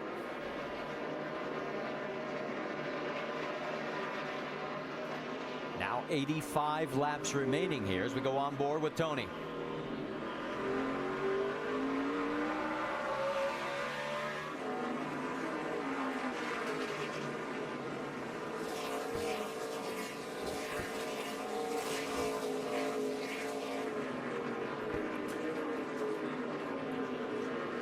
These guys have sort of settled into position. In fact, I'm scanning the track, trying to find a tight battle, and right now there isn't a lot. And the 16 of Greg Biffle making his way back out on the track. Jamie, what's the latest? That's right. They've been in the garage working on this car. What happened earlier, well, obviously we talked about how bad the day has been, but he had a right front tire blow. That broke a sway bar arm, and that brought him into the garage. They found more damage to the race car. Remember, he came into this race eighth in points. NASCAR telling him he's going the wrong way right now. And as it stands, Marty, he would be 11th in points. Well, when he comes back out on track, he will be shown officially in the 36th position, multiple laps down. And meanwhile, out on track, let's check the speeds at the line. Andy, you always like this. Yeah, I love speeds at the line. Let's see if anybody's catching the leader. That lap right there looked like Harvick's still the fastest so far. And that speed difference, that was 2/100ths of a second. A 44 to a 46. And here he comes quickly. That fast. It takes just 20 seconds to do a lap here at Martinsville on this half mile. And now 80 laps remaining, and Harvick doing exactly what he needs to do. Whoa, Burton got awfully close to the wall on the exit there. Jeff Burton's driving this 31 car for everything it's worth today. He knows this is his opportunity to go to victory lane this year. Feels like he has the best car. It's felt that way the entire weekend, but he's getting everything out of it. Yeah, laps are running out. It's only 79 laps to go, and that goes quick on a half-mile racetrack, so he's got to get it done. A little bit further back, the battle for 12th. How about Mark? He has moved up 3 spots since we last talked about him, and he's just gotten around the 2 of Kurt Busch, and you'd look at that car and you swear there's no way he could be on the lead lap. Now, I wonder if they're going to take that one back to the tech center and measure it up this week. Might find a few measurements a little off. Right in front of him, Juan Pablo Montoya, and that is for position. Montoya running in the 11th spot, and he is closing on it. Yeah, Mark's car has been looking really good through the center of the corners. I've watched him pass some of these cars to continue to move up. He's really rolling fast and able to get back to the gas, making a good drive off. He is pulled right up on the spoiler. Looking for the opening to go around the 42.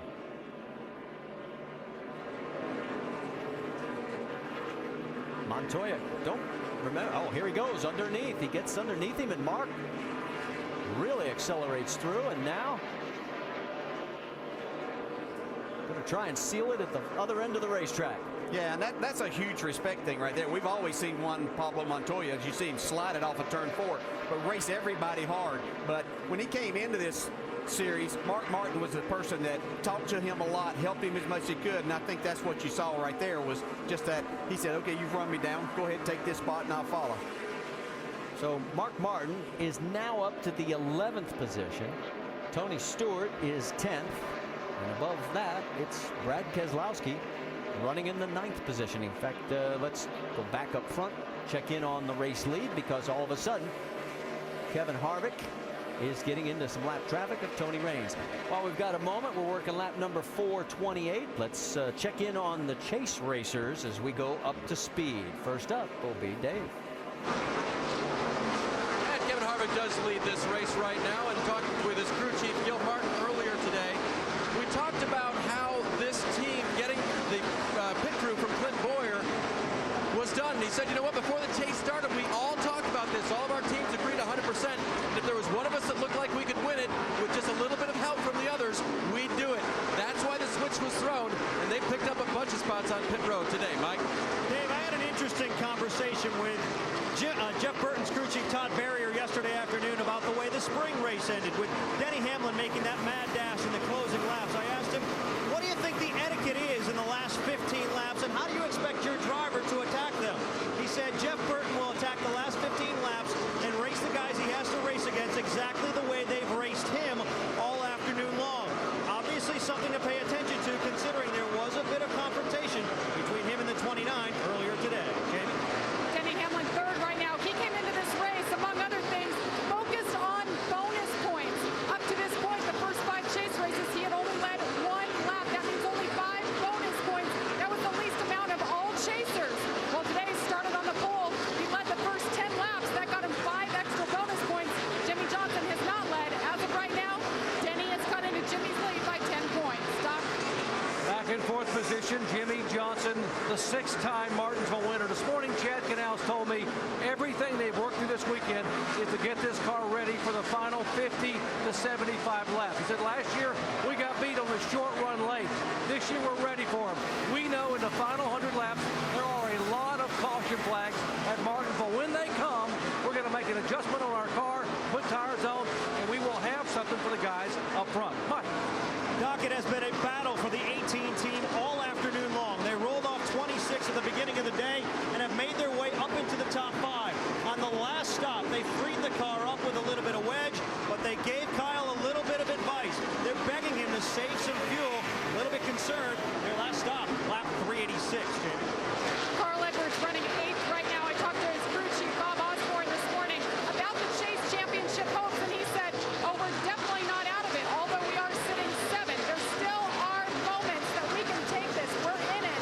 Right now, the car just a little bit tight for Carl Edwards. Dave? Stewart, of course, is 6th in the chase. Tony Stewart, that is.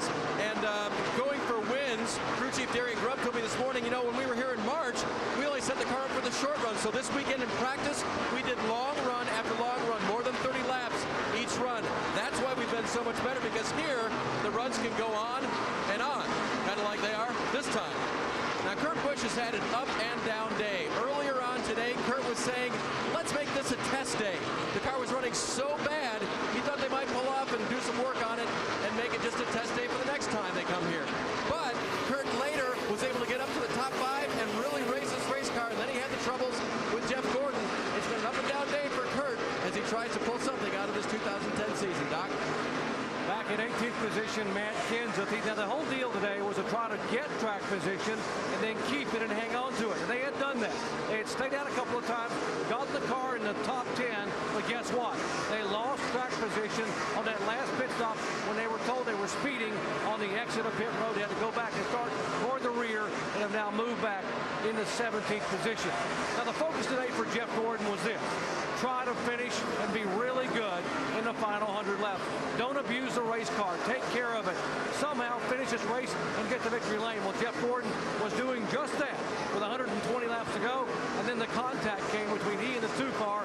Gordon's car went spinning into the wall. He went a lap down, and they came on pit road to fix it. Because of the lucky dog, he's back on the lead lap, and now driving a wounded race car, showing about a 10th and a half off the leader's time. Jamie. Well, another wounded race car is the 16 of Greg Biffle. They found the hot setup on Friday, qualified 3rd, his best effort.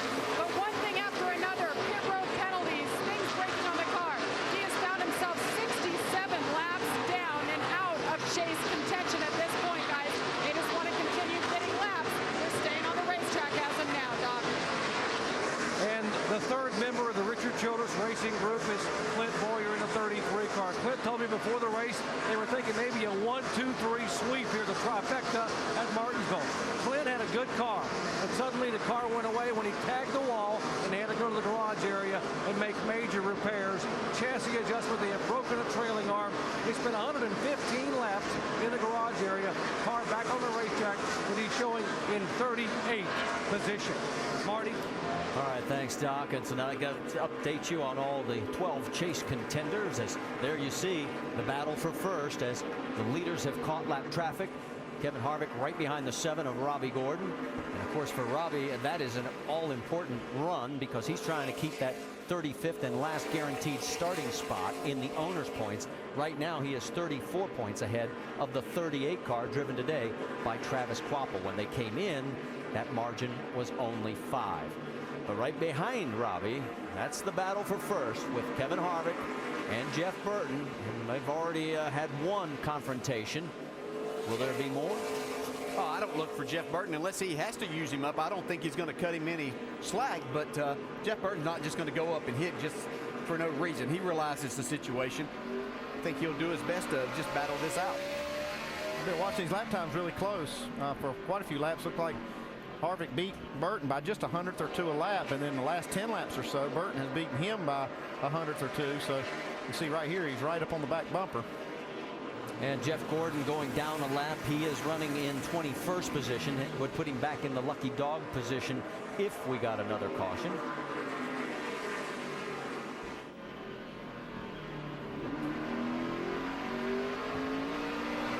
Behind these two, it's another 0.6 of a second to Denny Hamlin. He is a little bit further back. There he is trying to get around Jeff. Whoa, what happened to Burton? Burton got a little loose getting in the corner there. Hamlin gets around the 24 now. Hard as Burton's been driving into the corner, the tire pressure's built up here. Your brakes are fading a little bit. You have to be really careful not to get in there too hard now, get it to wheel hopping. Everybody going around Scott's speed. That's putting Scott 2 laps down, as there's the top 3. Hamlin trying to close the gap, and he is on Burton. And just behind Denny, Kyle Busch is wearing out Jimmy Johnson's rear bumper. Now you can see he's dove to the inside of him, but that's about the 3rd time that he's hit him. Trying to take over that 4th spot. And there's nothing that Harvick and Hamlin would like better than to see Kyle Busch get around that 48. Yeah, that's 5 more points in their favor. He's zoned him again. About as close as you're going to get to the bumper without eating it.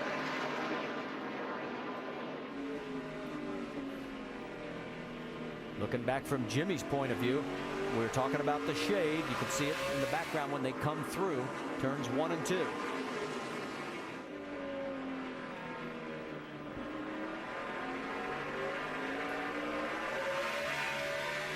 Jimmy gets a little bit better run off of the corner this time as he's looking to get around teammate Jeff Gordon, and that allows Kyle to tuck right back up.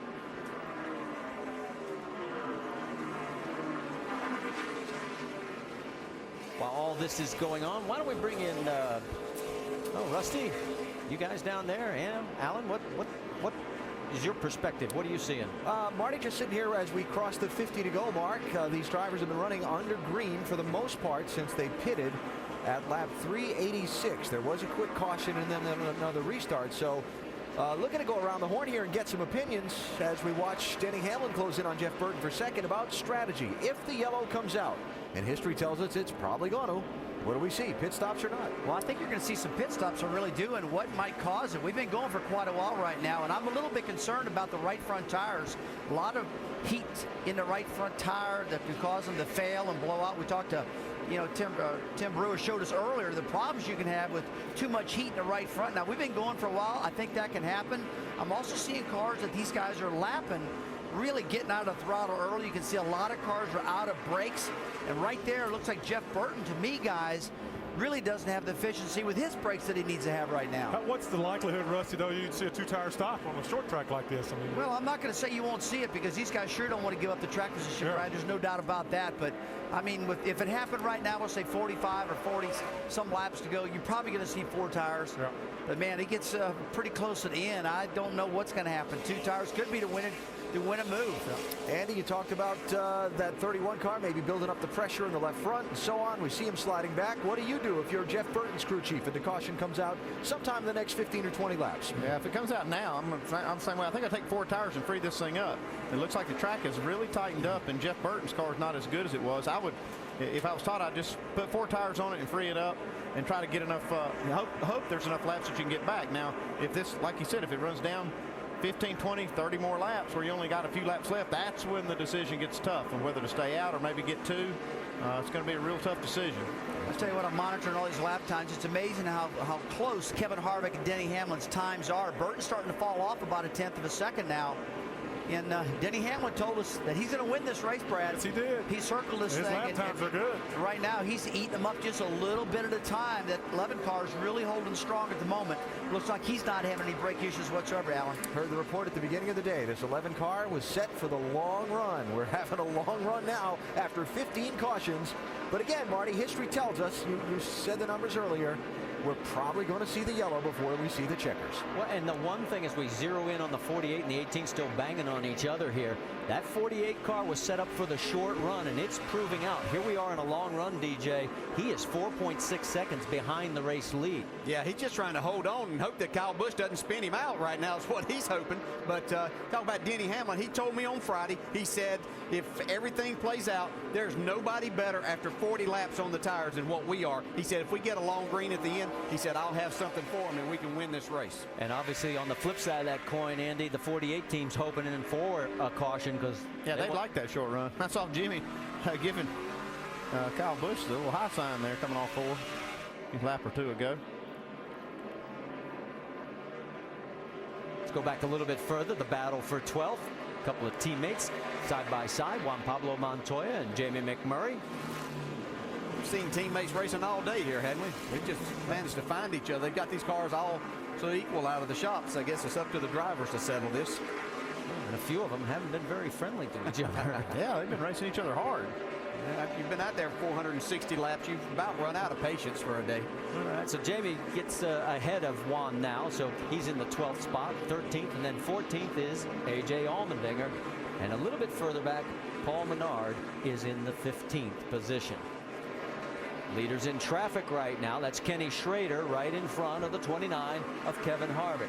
Schrader is the last car on the lead lap right now, which would be bad news for Jeff Gordon if the caution comes out after Schrader gets past, because it would put Kenny in that lucky dog position.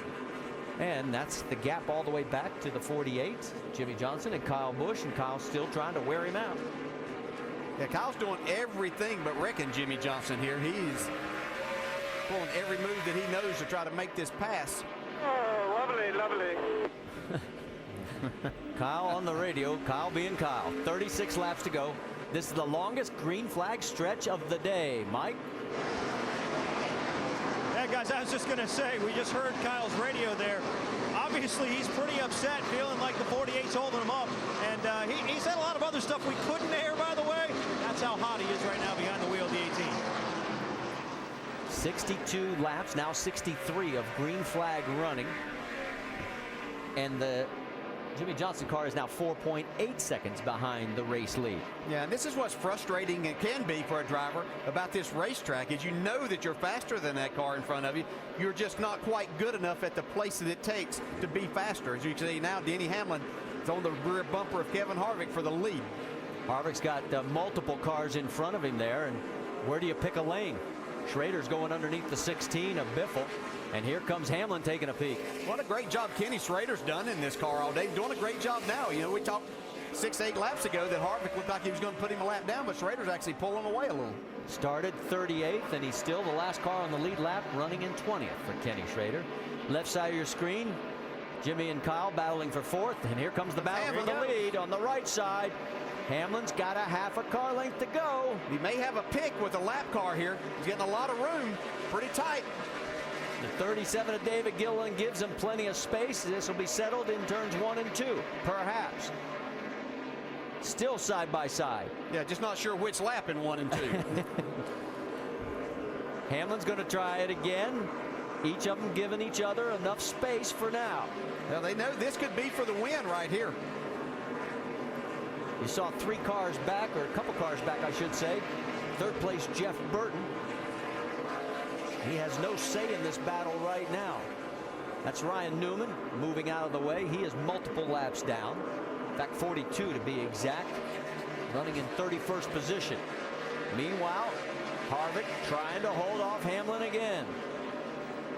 Well, Harvick doing a great job holding that outside lane.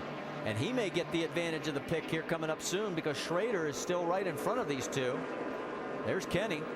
And he's doing all he can to stay on the lead lap. Yeah, and he's running good enough to stay ahead of these guys, especially as they run side by side. 29 laps to go. This could be helping Jeff Burton. He's running third, and with these cars running side by side, he can. Well, there he goes. Denny Hamlin takes the race lead from Kevin Harvick. Now the question will be for how long. Yeah, Harvick could see that he wasn't going to finish that or continue that. Now he's going to try to go back to the inside, but Hamlin gets a run off the corner. 24 lead changes. Last October, we had a total of 21. The most ever here, 25. That was all the way back in 1980. Left side of your screen, boy, Kyle is still trying to get around Jimmy. I can tell you, if these guys look in their mirrors, they're racing. Mark Martin is coming. He's driven this car up to 6th spot. So he'll be on these guys' bumper here shortly. That is amazing because he was just out to lunch the first part of the race, get knocked all over the track. You can see his car is beat up terrible, and now he's looking at a top 5 finish. As they go down, there is Mark. There he is, right behind these two. He was in a lap 225 crash, got the free pass on lap 390, and you're right, DJ, right now running in the 6th spot, 5.8 seconds behind the race lead. Talk about never giving up. And look at Kyle Busch. The best news that Denny Hamlin could receive. Hamlin now the race leader, and Johnson back to 5th. And if this stays this way, the lead is cut to 6. And it may go 5 more points right here. Mark Martin. There it is. This could be down to 1 right here. I mean, you have to wonder, does Mark Martin sit there behind his teammate not to take those? I don't think so. No, heck no, man. Racing. Chad Knaus is praying for a caution. Joey Logano's the next car behind Jimmy Johnson now. Mark completes the pass. Remember when Chad told Jimmy, you're on your own. I have no more answers. Right now. Yeah, it's just a scenario they didn't want to see, was this long green flag run at the end of the race. There is your race leader. Denny Hamlin said he was going to win this race. He leads Kevin Harvick by half a second. Jeff Burton is 1.8 seconds behind the race leader. Burton has clinched the 5 bonus points for leading the most laps. He's led 134 today. I think Denny wouldn't care as long as he gets the win. No, he's not going to get the maximum points, but if he can keep this up, he'll get the next best thing to it. See, Harvick fighting. To the garage. Just going to pull the track up here in a second. All right. All right. Drag your feet right here. We need to wait on the 16. Just drag your feet real slow. You got 4 to go 5. That could be a problem right there. That's bad news. Something coming out. And now, get down, get down, get down. Bad news for Travis Kvapil. Remember, that's the car trying to get back into the top 35 in the owner points. And they are headed back behind the wall right now onto pit road. No caution on the racetrack. Remember when Denny, right before Kansas, shared with Brad the predictions that he was going to make, where he thought he needed to finish? Wasn't so good at Kansas, was almost good at California, and he said he was going to get it here. Look at Mark Martin. Woof, up to 4th. And it's strolling. Bang up my car, please. It runs better. Got Ryan Newman slow on the backstretch there. And he's got the 37 right behind him. And boy, Gilliland can't get around him. Broke another gear.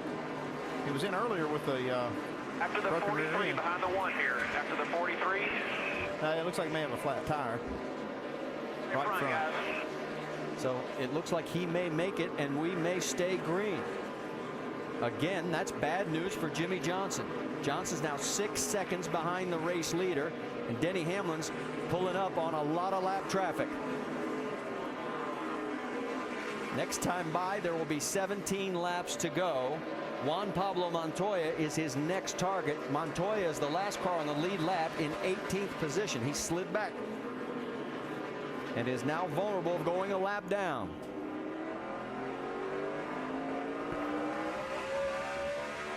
Hamlin's lead over Kevin Harvick, 1.3 seconds. We can tell you Ryan Newman did make it to pit road. All that smoke you see, that's from Travis Kvapil's car on pit road. Denny going underneath Montoya. Montoya not giving up the spot easy.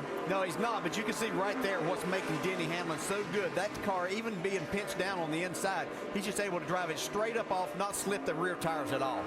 Remember at the beginning of the race when this car dropped like a rock from the point position, and Everybody was sort of scratching their head saying, what's wrong? They have worked their way back. Here he is in control, 1.5 seconds ahead, 14 laps to go, next time by. Well, there's nothing like having a crew chief that can certainly make all the right moves. Here comes Mark Martin for that third spot around Jeff Burton. This may be the best story of the day. It's got to make everybody feel good because of the kind of season that this team has had. And for them to take that piece of car, I don't know what shape to describe it in. He's the fastest car on the racetrack right now. He is just flying. He has picked up 14 spots since the restart. Mark is now up to third, and he is the fastest car on the racetrack. You're right.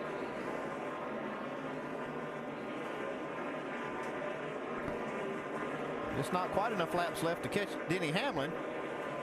Rusty, you got an observation on Mark? I tell you, I do, Marty. It's a good thing for Mark Martin here. I've had this happen accidentally. He's had a lot of damage. His rear bumper is completely missing off the back of that 5 car. It lets that air get out from underneath the car. Also, the back of that car is jacked up in the air. Hey, there's nothing illegal about it. It was just a racing accident, but this is a good thing. It's actually made that car run so much faster. He's got more rear downforce. The air is getting out from underneath it. I watched it happen to Jeff Gordon at Charlotte, North Carolina. He took off and almost won that race when that happened. Well, Rusty, next time by, 10 laps to go. Kyle Busch now gets around Jeff Burton as he is starting to fall back. And there comes Jimmy Johnson, and Johnson needs those points because as it stands right now, it would be right front down on Tony Stewart. Yep, Tony's got a problem. Can he make it to pit road? He's going to have a gap right behind Mark Martin to get down. Now remember what we said here as far as the last green flag stretch in 9 of the last 12 races has been less than 10 laps. There goes the race leader looking to get Kurt Busch a lap down in 16th position. Marcus Ambrose has a right front tire down also. These long runs, we're starting to see the attrition on that right front on multiple cars. Ambrose may have a harder time. Well, he's got an opening right now to get down. Jimmy Johnson has gotten into the 5th position. So there's Marcus trying to make it back to pit road. He's had a long day after starting on the outside of row number 1, and he successfully makes it to pit lane. Next time by, 7 laps to go for Denny Hamlin. He said he just wanted to be close entering the last 3 races where he had a 2nd at Texas, a 3rd at Phoenix, and of course a win at Homestead. There's Kevin Harvick, who has helped his points chances immensely, running in 2nd as he fights his way through traffic. He's 2.2 seconds behind that man, Denny Hamlin. Jimmy Johnson, we can tell you, has gotten up to 5th place now around Jeff Burton. And that means if it holds these last 6 laps, the points margin will be down to 6. I'm into 5 to go. You heard him call it. 5 laps remaining. 2.5 miles here at Martinsville. Here comes Mark Martin now for 2nd. Yeah. He's going to get Kevin Harvick. Mark all over Kevin Harvick's back bumper. And this is one thing Harvick doesn't need. He needs those 5 points. Yeah, he's not gonna get, he can't do anything about this. That 5 car is moving. Mark Martin, what a story today. Side by side, down the front stretch, trying to take over the 2nd spot, and he's going to do it. So move Mark Martin 2.6 seconds behind the race leader, and next time by there'll be 3 laps remaining.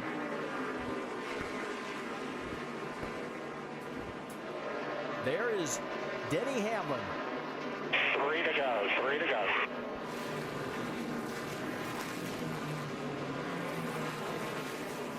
What a day this has been. He predicted he would win this race. He's won the last 2 here. And now, next time by, 2 laps, just 1 mile away from sealing the deal. It hasn't been easy for him. They had to really work on it in practice, had to change some things overnight. Done a great job today getting that car in front. Yeah, had to work on it today, as a matter of fact, because he dropped about 14 spots in that first run. If we had had about 15 more laps, he might have had Mark Martin all over him, but he's going to have just 1 more lap to go. And white flag for Denny Hamlin. He is looking for his 15th career win. Down the backstretch for the last time. He's going to pull the points championship to within 6. Here he comes through the final corner. You're back, baby. And he is back as he wins race number 6 of the chase for the NASCAR Sprint Cup. A great run for Mark Martin. Harvick in 3rd.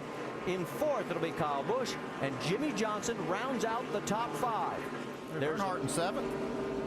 Logano, Great job adjusting the car. Best spin all Edwards, day. Burton, Keselowski round out the top 10. And for Keselowski, that's his first top 10 in his Sprint Cup career. Let's check in now with Dave Burns. With Mike Ford now, and Mike, early in the race when Denny was going the wrong way, what was the level of concern? Yeah, it was high. I mean, we had no idea what was happening. We took those tires off, and we had a left rear that we don't have an answer to. But it was really strange. Had a lot of buildup in it, twice as much buildup as the right front, which never ever have seen that. So we put tires on it, and the thing came back around, and we were good on the long run, and that's exactly what we needed at the end. Mike, I'm hearing a lot of emotion here. Did you know you're only 6 points out of the championship now? I don't care. You run like that, it doesn't matter. They keep running like that, and they're going to take the lead, Marty. Well, the prior smallest points differential after 6 chase races, 15 when Tony Stewart led Jimmy Johnson. And as you pointed out, it is now down to 6. Yeah, he cares. Yeah, he does. Yeah, he cares. Jimmy Johnson had a good day. He finished 5th. You think you finish in the top 5, but man, the 2 other guys that you're really battling finish ahead of you, really closes the gap up. We'll go next week to Talladega, where Kevin Harvick won earlier this year. And of course, that is always the biggest wild card race. Anything can happen, and usually does. You got to love a guy, though, that tells you what he's going to do and backs it up. And Joe Namath did it the best, but Denny Hamlin did it this week. Well, let's talk to the man who came in 3rd. How about it, Mike? And that would be Kevin Harvick. What a day. Rolled off deep in the field. 36, charged your way to the front. We're in contention for the win much of the afternoon. How would you describe it? Well, I just want to thank all these guys on the Shell Pennzoil Chevrolet, and I'm gonna go down and give Clinton Boyer a big kiss on the lips. Those guys on pit road were just awesome today. Really kept us up front and in the race, and that's what we got to do. We kept the 48 behind us and 11 in sight, and that what everybody said was a 2-horse race, and we were right there in the middle of it. So it's a lot of fun right now. We got 4 more weeks. Looking forward to Talladega and just racing hard. A big day for Kevin Harvick. Picked up 15 points in the standings. Still a lot of racing to go, though, Doc. A lot of racing to go, and the feel-good story today is Mark Martin. What a job. 51-year-old Mark Martin driving like you're 21 years old. Where did that come from, Mark? Alan Gustafson and all these guys at Henry Motorsports, man, gosh, that was so much fun. And it was such a bad day. I was running out of brakes at lap 30. And, I thought this is going to be the longest day of my life. And these guys, this race team, and I want to thank eBay Motors for coming on board, and look forward to a lot of folks going there and maybe checking out a lot of their cars and parts there. And, of course, GoDaddy and .com and everybody that supports us, CarQuest and all those guys. It's a great run for us. We needed that. I ain't mad we didn't win. I'm glad we ran second, to be honest with you. We were 2 laps down, and I thought we were going to be 28. So what an incredible race car, man. Another 20 laps, and we could have caught them. It was just I've had people pass me before here, and I thought, dang, how do they do that? I see how now driving this baby. Mark Martin, best finish of the year, 2nd. Mike? And another race at Martinsville and another solid finish for Jimmy Johnson. I know when you come here, you anticipate going to victory lane. It wasn't a win today, but it looked like a solid effort all around. How would you look at it? Yeah, it was a good day. I mean, we were much stronger on the short run than we were in the long run, and the way this thing unfolded at the end, there was a lot of long runs. And we kind of lost a few spots. For a while there, I thought the 29, the 11, and us were just all going to ride together all day long, and then 11 there at the end got going and took off on one of the things. So, solid performance, something, we can't be disappointed in. Wish we were a little better, but it's a lot of racing left. Another solid effort by the 48 team, but their championship lead now down to 6 points, Alan. All right, Michael, thank you. Don't forget, Sports Center comes up next with more post-race coverage from here in Martinsville. You mentioned the championship standings, Michael. Let's look at how they rank after Martinsville. A gain of 35 today for Denny Hamlin. Yeah, and a gain of 15 for Kevin Harvick also. Now this thing is tightened up within 62 points for the top three. Tell you what, it looks like it's a three-man race right now. Yeah, we've really got a race going now, Alan. And down to victory lane is where we're going now, because Denny Hamlin's ready to celebrate on the Martinsville front stretch, Jamie. Four-time winner here. He's just sitting in the car, taking it all in. Everybody's celebrating. Popular win once again in the chase. Sixth race, sixth different winner. Denny Hamlin. Denny, what a day. First of all, off the start, your car dropped back to 15th. You guys had 15 cautions today. Put in perspective the amount of patience it took to get here. It was unbelievable. I don't think I've ever closed that well ever. It's just we kept working. We did not have a race-winning car all day until the very end, and Mike and those guys just adjusted, and the pit crew, they got me from 6th to 3rd on that last restart, and that was the key. That was bottom line. That was the key. And I just waited, and I was hoping the 31-29 would use their stuff up, racing each other. And I just was sitting there, trying to be patient with those rear tires, and just saved it for the end. And just a great run by this FedEx team. And got to thank everyone from Toyota and Joe Gibbs Racing and Coca-Cola, Gillette, Wiley X, Sprint for their support. And these Martinsville fans, I can't say enough for them. It's unbelievable. I had already counted how many points I was going to be behind after this race. Denny Hamlin has been dreaming about this moment. His crew chief, Mike Ford, walks in. That is team effort. Denny Hamlin, victorious here in Martinsville. Alan? Well, Hamlin keeps the hot streak going here in Martinsville, and next week we may get a lot of answers as to how this championship's going to come down when it's off to Talladega for the 500-miler there. Texas, Phoenix, and Homestead to carry on the final 4 races in the chase. NASCAR.com/tickets or that number if you'd like to join us at one of those upcoming races. Don't forget, next week, Talladega on Halloween. The AMP Energy Juice 500, 1 Eastern ESPN, starting with NASCAR Countdown at noon Eastern on ESPN2. Don't forget, lots more post-race coverage coming up from here in Martinsville. Carl Edwards will join us in the studio. We'll hear from the boys in the booth. We'll hear from some more of the top finishers in the race. And we'll talk as well with race winner Denny Hamlin. That is all coming up next on SportsCenter. Hamlin is the winner and closes up the chase at